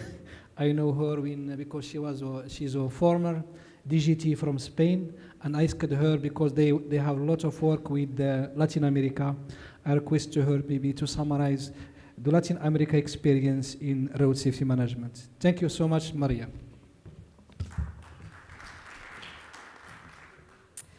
Sabah Alger. Nearly, sorry. It's a pleasure to be back in the podium, and this time I'm challenged with a much larger task, that is to summarize the experience of nearly 250 million people living in the 24 countries that we normally put together in the so-called Bayou Latin America. I won't get into the politics of the name you chose. That's not the preferred name for Spaniards. My point being that this has been a most joyful conference. I sincerely congratulate you because of the variety of contents and the variety of experiences and the sincerity with which all the speakers have spoken have shown, I hope, the point that the grass always looks greener in the neighbor's yard. We tend to think always that other countries do better than us. And I really appreciate learning that we all have dirty clothes. And that's the case for Spain, that's the case for Europe at large, and that is the case for Latin America. So I hope that my presentation comes through as a sincere contribution to understand what's going on in that whole part of the world. And I do so not as WHO or working for WHO, I do so as my independent capacity as a road safety consultant. So I just want to make sure that I'm understood, I'm not speaking on behalf of WHO for this presentation. And in the next few minutes, I will talk first on the burden so that you put the magnitude of the problem in your heads. And then I will present selected interventions to inspire discussion and to inspire possibilities for you in this process of reviewing your Moroccan road safety plan. I showed this slide yesterday, and I already talked about the estimated 1.19 million deaths worldwide. I mentioned that the region of the Americas, which is the whole continent, comprises 12% of the deaths. But if we focus on the 24 countries that are labeled under the Latin American label, that is 8% of the fatalities worldwide. So not an insignificant amount. Please note that of all the 24 countries, we don't produce estimates from French Guiana. So the numbers are in fact for 23 of the LATAM countries. I also mentioned that globally, since the first decade of action, there is a 5% reduction in the number of estimated deaths. You all remember that. And on this graph, the region of the Americas barely shows nothing because they are at 0. So the net evolution for the region of the Americas is 0, but that is not because of LATAM countries. LATAM countries actually have improved an 11% overall. Remember that I mentioned yesterday the very poor performance of the USA, and it is the USA data that are driving this to a net zero as opposed to the performance of the Latin American countries, which is to speak to the point that something must be going on there, and thanks for the opportunity to give some time in this meeting to hear about their experiences. What I would like to show next is these 23 countries. And as you can see, there are improvements and there are worsenings in this 10-year time span. We have some winners, if you will. Venezuela, remember, is one of the 10 countries who managed to reduce deaths, estimated deaths, by 50%. But please don't ask me what did Venezuela do, because no one knows. Unfortunately, the political regime currently in power is not sharing any information. So I can only share the estimated fact, but I cannot share any of the interventions that are going on in the country, if any. However, I do have good news for Argentina, for Brazil, for Chile, for Cuba, and for Panama. These are countries who are reducing their deaths in a significant manner. Also, I would like to put this in context. In the LATAM region, there are no low-income countries, and actually there are 2 high-income countries, and those would be Uruguay and Chile. So we are talking about a spectrum of countries that is mostly upper middle income and then some lower middle income. But I think it's important to recognize that the economic situation bears an impact on how road traffic goes and how road traffic crashes go. And so I move to the part of my talk where I want to present you with selected things. And I'm going to start with a philosophical one, and I wish the minister was listening to this one, because this is very important. In the particular case... He will see it and we will hear you later, because everything is recorded. I'm very pleased to hear that, because philosophy matters, politics matter. Mexico is a federal state, and we have talked during the meeting about the verticality and the mix of the regional and municipal legislation and how complicated this whole thing is. It's 20 times more complex in Mexico. During COVID times, the president made a presidential decision, a radical presidential decision. He changed the constitution of the country to declare road traffic safety as a right to the citizens. And so effective 2020, in the Constitution of Mexico, it is stated that all citizens have the right to go to school and to go to work without suffering a fatal or injurious crash. That is quite something, don't you think? Talk about philosophy, talk about attitude. Of course, we humans err. We've been told this many, many times, at times unintentionally, at times intentionally, and this magnificent constitutional change had to be translated into legislation, and now it is under translation into regulations, and we can become critical of some of the legislation aspects, and we for sure will become critical of the regulatory aspects. But nevertheless, the important point is here. You can change a constitution for things that matter. You can also change it for things that are irrelevant. But I wish all politicians would take the stand to change the constitution of the countries for things that truly matter, such as road safety. So kudos for Mexico on that. And I will only mention that of the legislational aspects deserving further improvement is the fact that they have covered every aspect of road safety except for vehicle safety. And I mention this because it will come back later when we talk about vehicle safety issues, okay? So the second thing that I want to mention is also very important and somewhat economic and philosophical.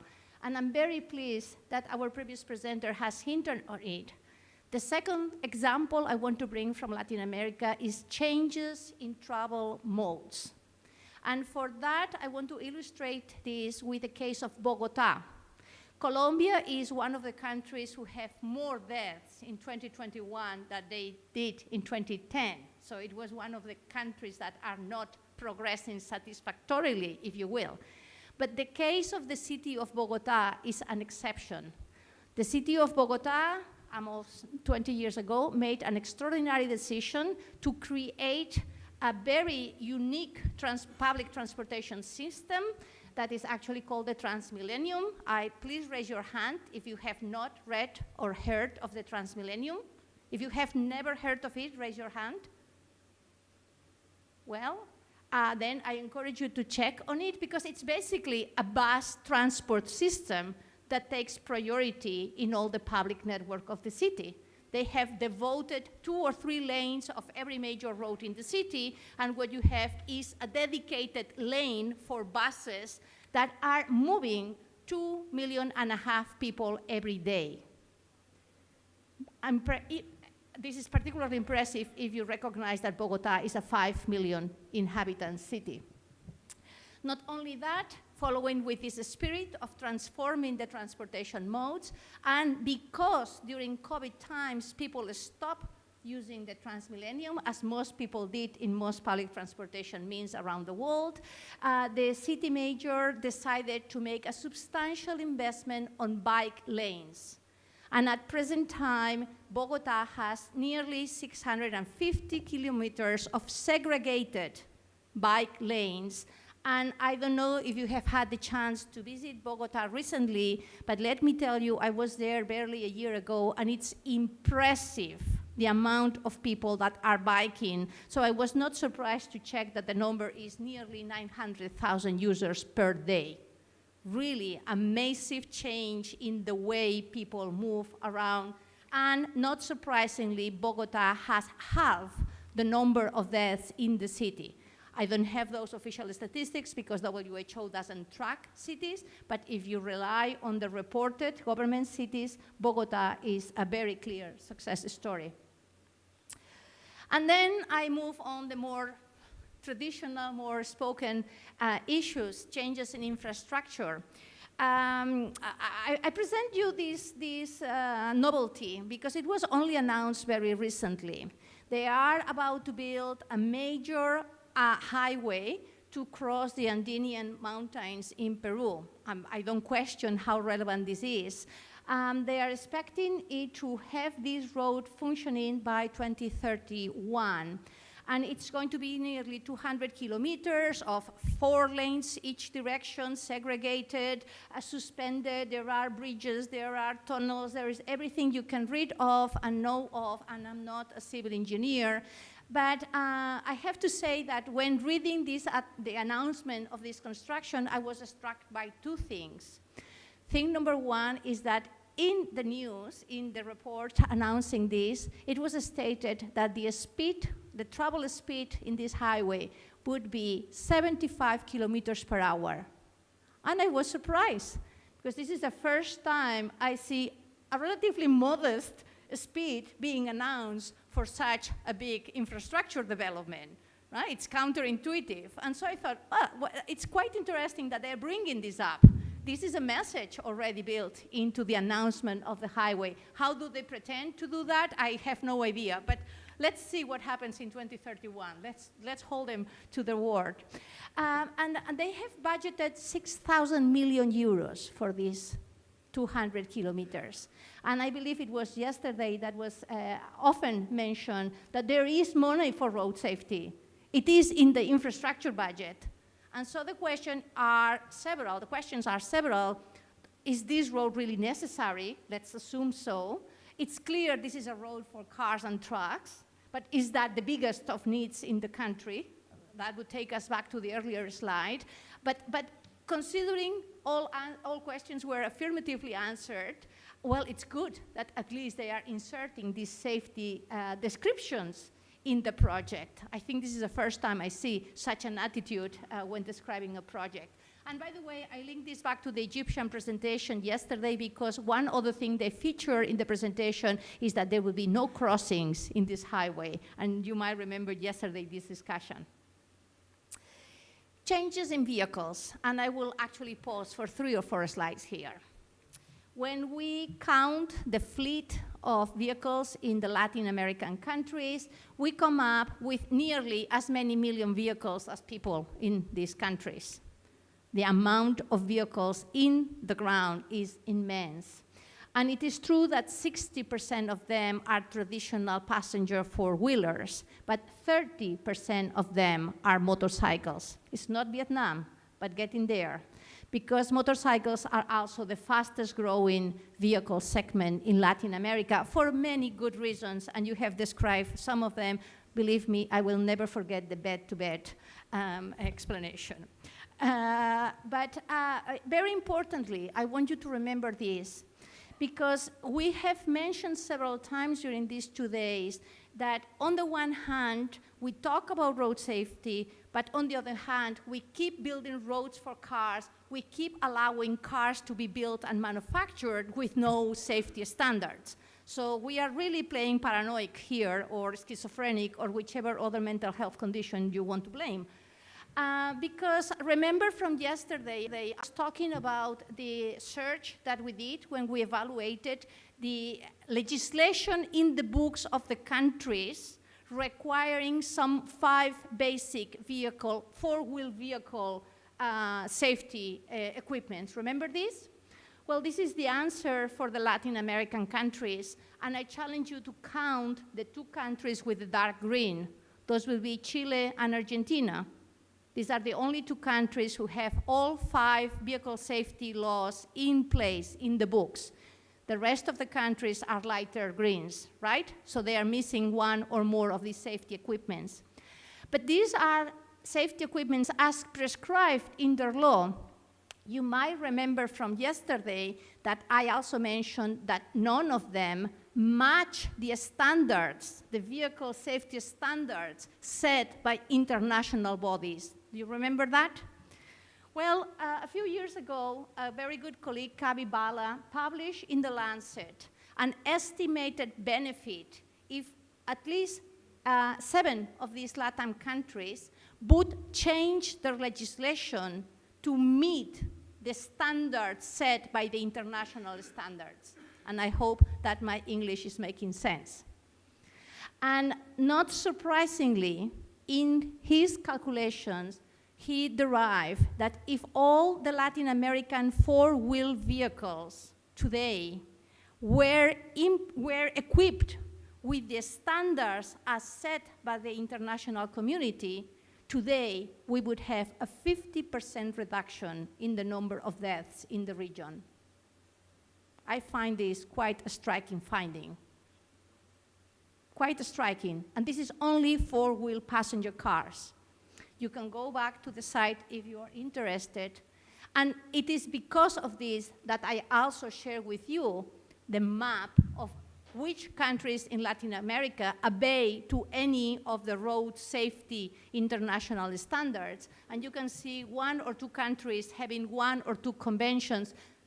Don't have your hopes high. None of them relate to vehicles. They are the roads and signals conventions, because not even that is a standard worldwide. We are each making our own signs. Truth is that none of the Latin American countries have adhered to any of the vehicle safety standards. I was pleased and thankful to participate with Colombia in the preparatory work to be the first country in Latin America who would adhere to the most basic such convention, the 1958 convention. This was 4 years ago. And a year ago and 7 days, the president of the country signed the law so that they could go to Geneva and deposit the adhesion to Colombia. Have you seen that deposit happening? Not yet. Not yet, because now this law has to be ratified by a constitutional tribunal who never makes any change to anything, but is lingering the process. Yes, that's exactly how I feel. That's exactly how I feel. Strangely, something that was approved in the parliament and signed by the president is lingering in the country. And this is even better. Colombia is not a vehicle manufacturer. So their addition to this convention would apply to the cars that they import. Who are the car manufacturers in Latin America? Mexico, Brazil, and Argentina. And we tried to get them to sign the conventions. And the answer was, if the three of us do it simultaneously, we will do it. We have offered repeatedly to put them to work simultaneously, but they have yet to respond to the invitation.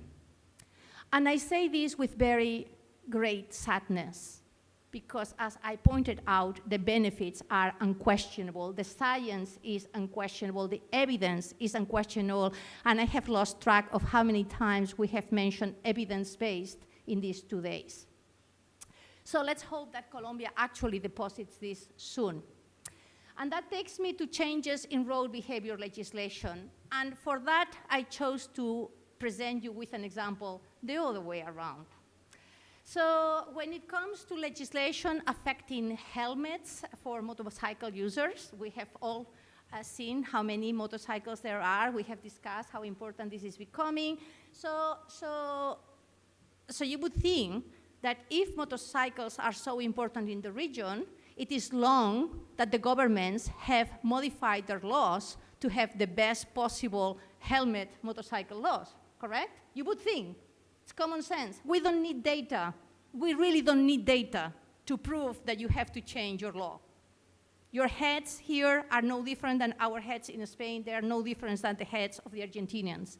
Well, actually, Argentina is one of the few countries that has their helmet law meeting the best practice criteria. But you can tell the many other countries who are yet far from being at this occasion. So the case I want to illustrate is that Argentina is one of the few countries with a best practice helmet law legislation, and yet the percent used among drivers is nearly 64%, whereas the occupant usage goes down to 40%. So they have a best practice law, but they have very modest usage. And I was somewhat surprised to dig on this a little bit further and learn that the most fashionable intervention they prepared recently to address this point is to release a campaign to donate 50,000 helmets. Far from your millions of helmets, far from the 9 million motorcycles Argentina has. And so my point with this example is that at times it's also easy to do interventions that get some media attention, but that are in all means inconsequential. Do not look for an evaluation of this intervention, or if you look for it and if you find it, please send it my way, because I have not been able to track it down. It's impossible. How are you going to evaluate the impact of 50,000 helmets donated in a country as large as Argentina? And I will conclude with something that goes back to policy and philosophy, which is that one thing Latin America has undergone over the years is changes in governance. Whether by need or by desire, it's hard to know, because it is fair to say that maybe in relation to the example of Spain and Portugal, most Latin American countries have a road safety lead agency. Which functions does it cover? Which budget does it have? It's different, but in principle, if you ask, they tell you they have an agency. It is also fair to say that since the 1990s, there have been numerous bilateral collaborations between several of the countries, including Spain. And by the way, don't laugh at the map. Spain is not an island in the Caribbean. But my point being is that the Spanish Agency for Development has funded many collaborative efforts for these years. And it was in 2011 or 2012, depending which director you ask, that the Latin American Observatory was established. And now tables turn around, because I'm speaking here in front of the Secretary General of the Observatory, which is Alvaro. So life always comes and goes, Alvaro. And I want to talk about this because of its importance. OICEBI, as I said, was established nearly 12 years ago. It is about data and policy, and actually it has generated a number of recommendations on a variety of topics, more or less relevant. That is your judgment. But of course it's all in Spanish, but there are recommendations on alcohol and illegal drugs and ticketing for sanctions and motorbikes and pedestrians and you name it. And what you have in the bar now is the selection of the countries that belong to OICEBI. The observatory is not all the LATAM countries are active members of the observatory, only 9 of them. I'm nearly finishing, Benacer. But what I want to bring to your attention is the fact that it was quickly understood that the political instability of the region, in cause or consequence of the economic instability of the region, led to many different presidents and many different ministers and many different directors of traffic in the region. And to try to ensure some continuation and some long-term commitment, a strategic decision was made, and this is unique of OICEBI, to connect the observatory with the highest political structure for the region. And that is called the Secretariat for Ibero-American Studies, Ibero-American being the preferred term for Spaniards.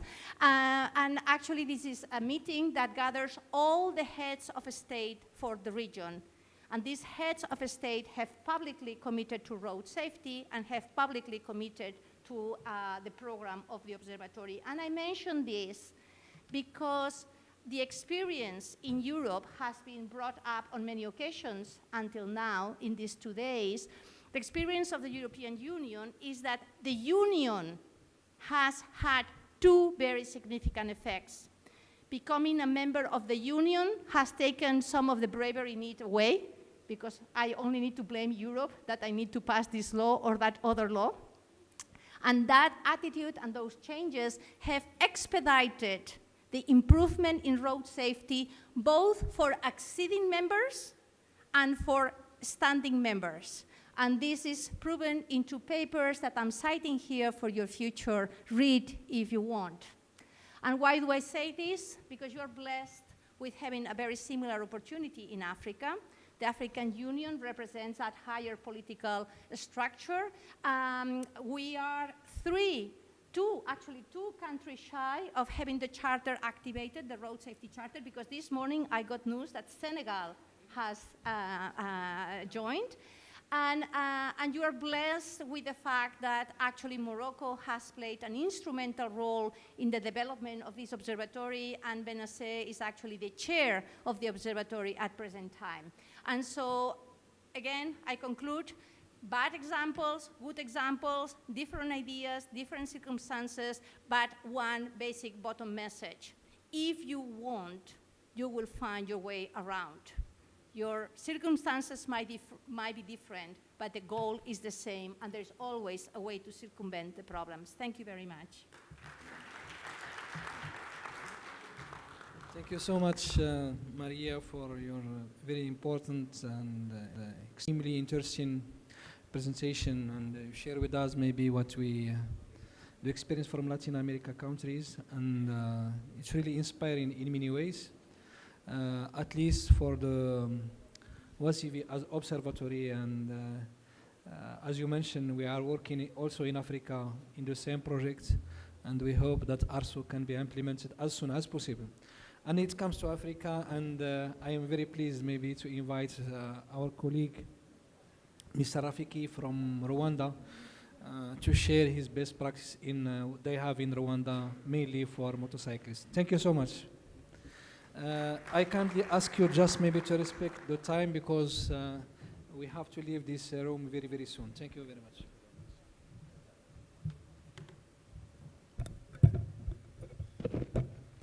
Distinguished audience, all protocols observed, good afternoon. I'm Commissioner of Police Mujiji Rafiki, not the commander, Mujiji Rafiki, and I'm coming from Rwanda National Police. I'm the head of a police college back in Rwanda. So we are going to make a very brief presentation on road safety best practices, but actions that were taken to improve the safety of motorcycles, motorized two-wheelers, our experience. I did not like to use best practices. Maybe what we are doing may not be appropriate for other countries, but in this presentation, I'm trying to give small practical steps that were taken by Rwanda to improve the road safety of two-wheelers.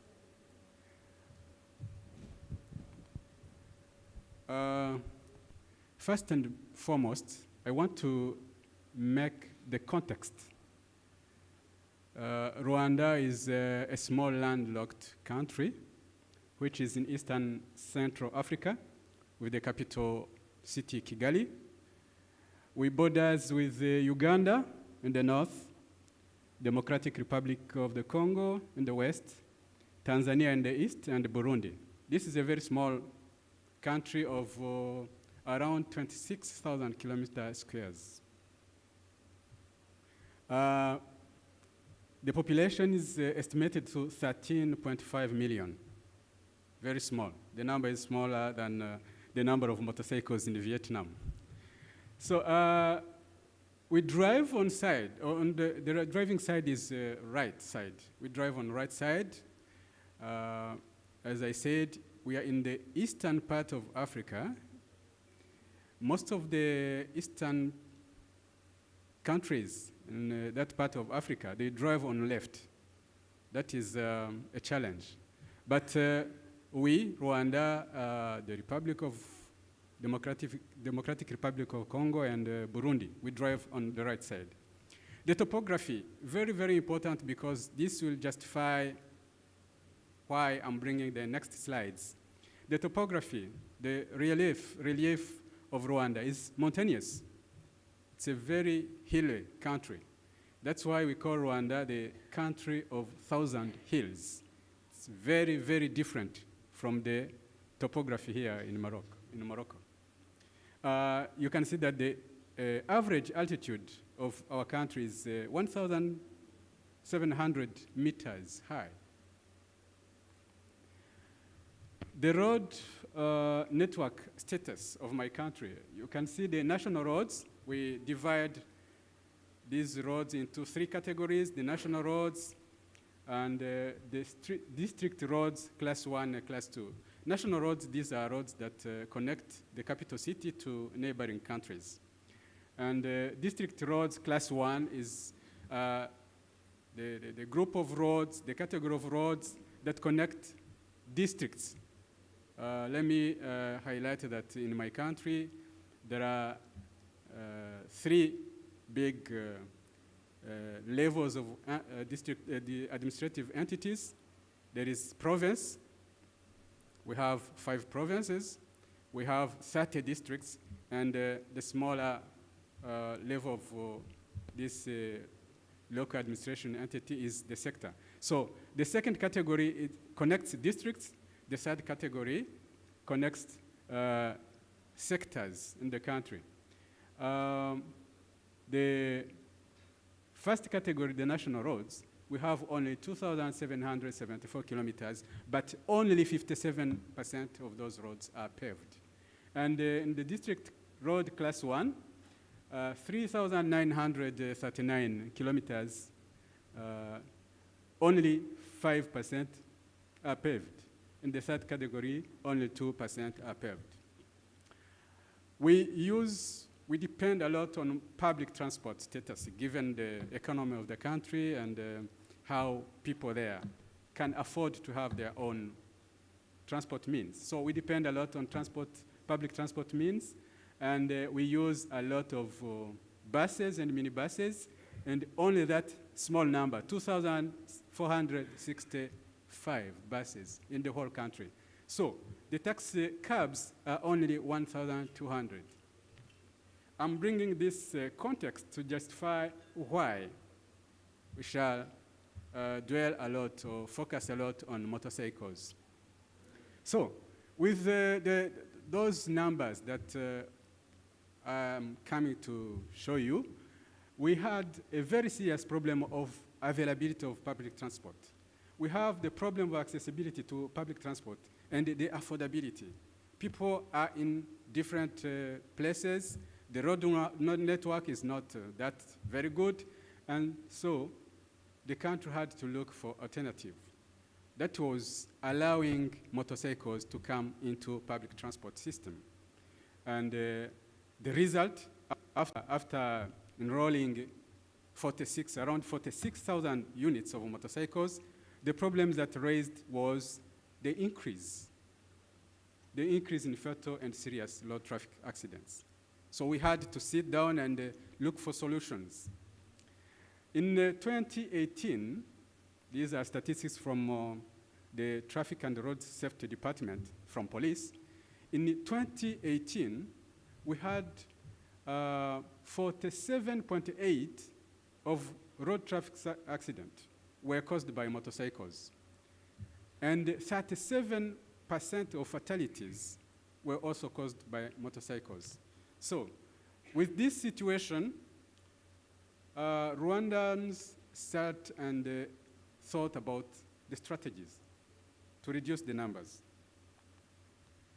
So these are very small. They are still in line with the other big strategies that we saw since yesterday, but I'm going to give small steps as one of the presenters referred them to, saying we need small steps that make impact.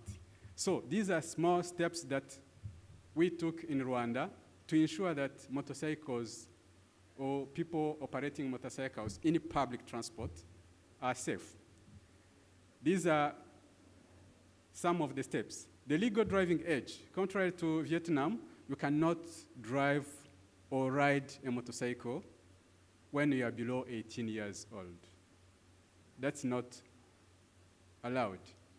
You are immediately put aside, call your parents, and they get punished. You are minor. The helmet law is mandatory. In Rwanda, between 95 and 99% of motorcyclists, they use helmets. Maybe we shall look and see what is the other challenge on this helmet law. Drink and driving, it's prohibited. The level of blood alcohol concentration is 0.8%. For these motorcycles, those operating motorcycles in public transport, they are obliged to register from the Rwanda Utility Regulatory Agency and get licensed to be allowed to go and operate motorcycles on the road in this public transport. It is very prohibited to get more than one passenger on a motorcycle. So a motorcycle is operated by the rider and only one passenger. The speed limit enforcement, we shall see it later, but in my country, the speed limit is 80 kilometers per hour, whether for vehicles or motorcycles, and it is strictly enforced. The merit point system, this is underway. There is a decree working on this. Very soon we shall have this system also installed. Second, after the legislation and the regulation, the second step that was taken was about the road safety management and the structures, establishment of structures that can help in improving road safety. There is a road safety committee at national level. This is a legal entity that is established. Apart from that, in Rwanda, road safety is under Rwanda National Police. There is a department dedicated, which is in charge with that. And for this specific issue of motorcycles, we have a motorcycle policing unit that is in charge with the enforcement of the regulations and laws that govern motorcycles in the country. That is a specific motorcycle policing unit in charge with that. It is provided with capabilities. These are motorcycles that are used by the police officers. They have many tools that help them to do that. Another very homegrown solution, that is what we call in our language, imihigo. This is a performance contract that is signed between the head of that unit and his chief, the head of department, and the head of department signs the same contract with the chief police, and the chief police signs a contract with the Minister of Interior, and the Minister of Interior, of course, he has a contract performance signed between him and the President of the Republic. After a certain period, we do evaluation and see what was done, what went wrong and why, and then take decisions. We are using some IT solutions. Among the IT solutions, there is an integrated road safety management system that we are going to show you. We have exhibit and fines management system. We use handheld terminals and automated number plate recognition system. These are IT tools that help us to enforce. And we have the road accident investigation system. It helps to collect data within police. And we have installed a speed enforcement system across the country. On all the paved roads, we have these speed limit cameras, speed enforcement cameras across the country. Not only the towns, but across the country we have these systems installed. We have recently established an automated driver's license center.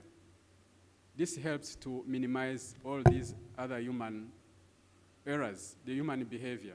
You get a driving license, whether for the motorcycle or for the vehicle, it means you really deserve to get it. You have worked for it. You deal with the machines, not with the human being. So we are minimizing these other human errors, including even corruption. So we are trying to avoid the corruption in this area of licensing. So the integrated system I was talking about, it is called Tekana. Tekana is a Kinyarwanda word, but it means be safe.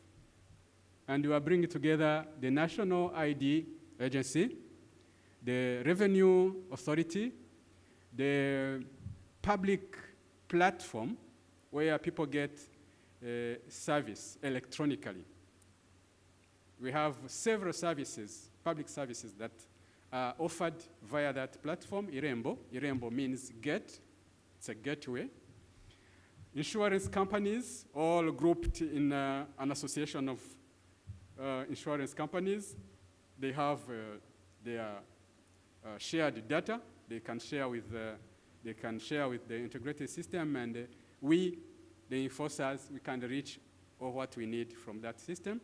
And all telecommunication houses, companies, they are also sharing their informations to make sure that we have an integrated system. We can get information from wherever, and they can get information from us, because this, in fact, will help to enforce discipline among drivers and riders, because they know once you are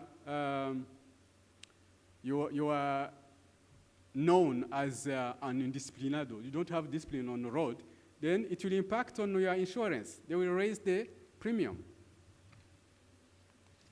Among the speed enforcement camera system that we have installed, these are different kinds of speed enforcement cameras. The first one, the far right, is the upper right photo, is installed along all national roads. When you go down, on your right side, down, it is mainly in the towns, this on junctions. This other in the middle, it is portable, and this is pulled by vehicles. So these are in the country. This is the automated driver testing and licensing center, where I was saying we are minimizing the involvement of human being and their behavior. So this is a very important step that we took.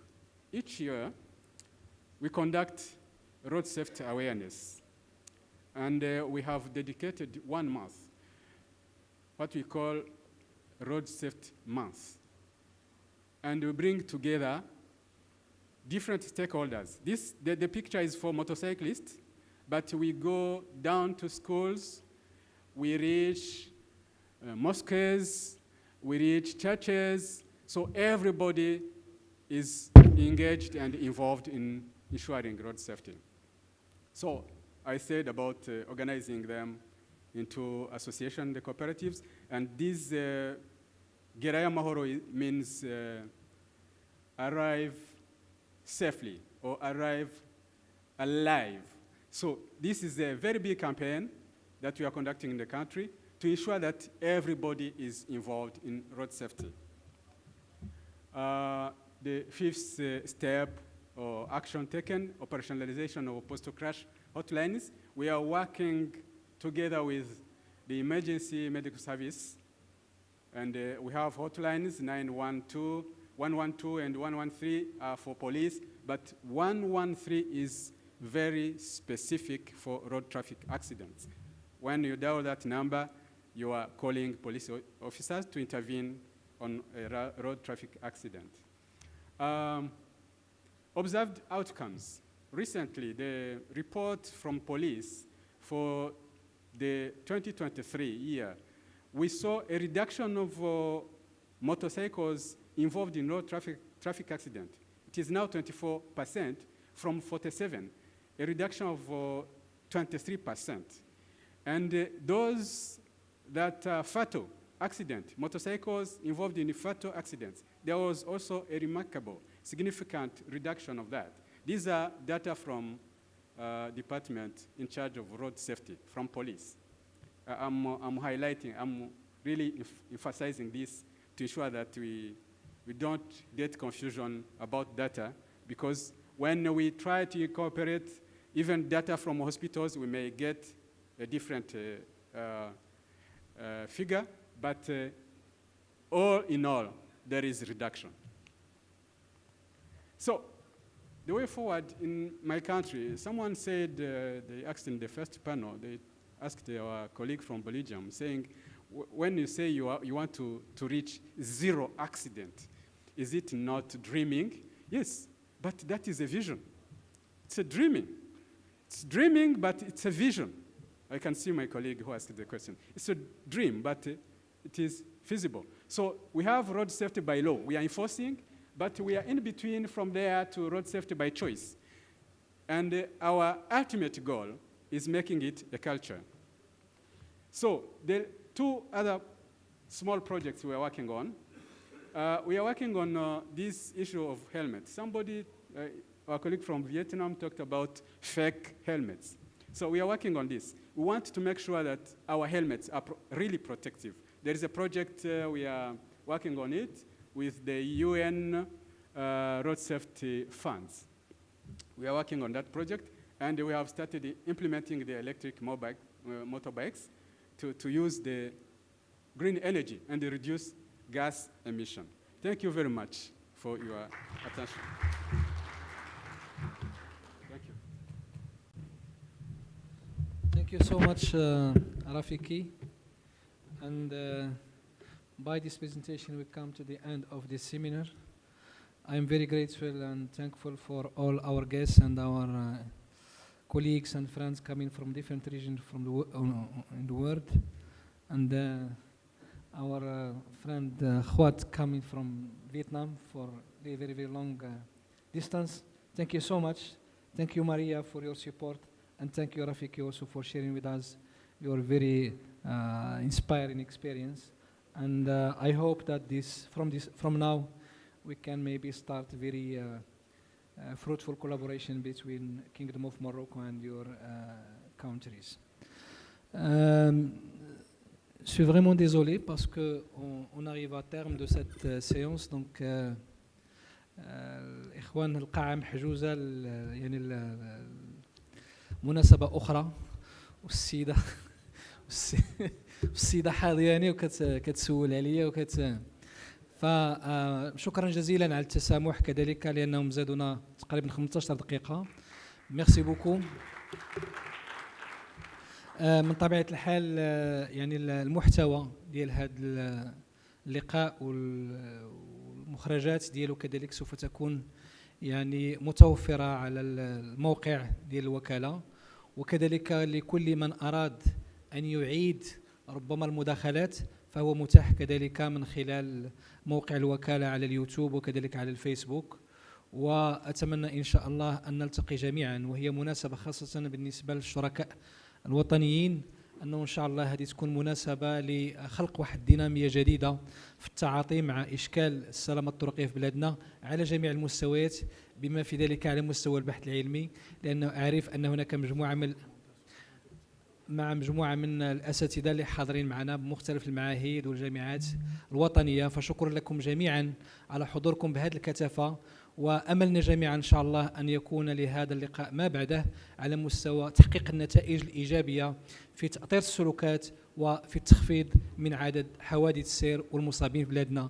أنا دائما عندي قناعة راسخة أنه لدينا كل المقومات، لا المادية ولا البشرية ولا العقلية ولا أننا إن شاء الله نكون في مستوى أحسن. وشكرا جزيلا لكم. بطبيعة الحال الخبراء ديالنا تريبودي وإيغالمون راينا ils ont préparé une synthèse de cet événement.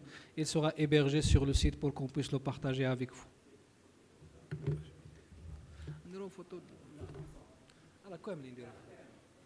دونك نديروا واحد التصويره جماعيه بالنسبه للاخوه اللي باقيين، صوره جماعيه لكافه المتدخلين والخبراء.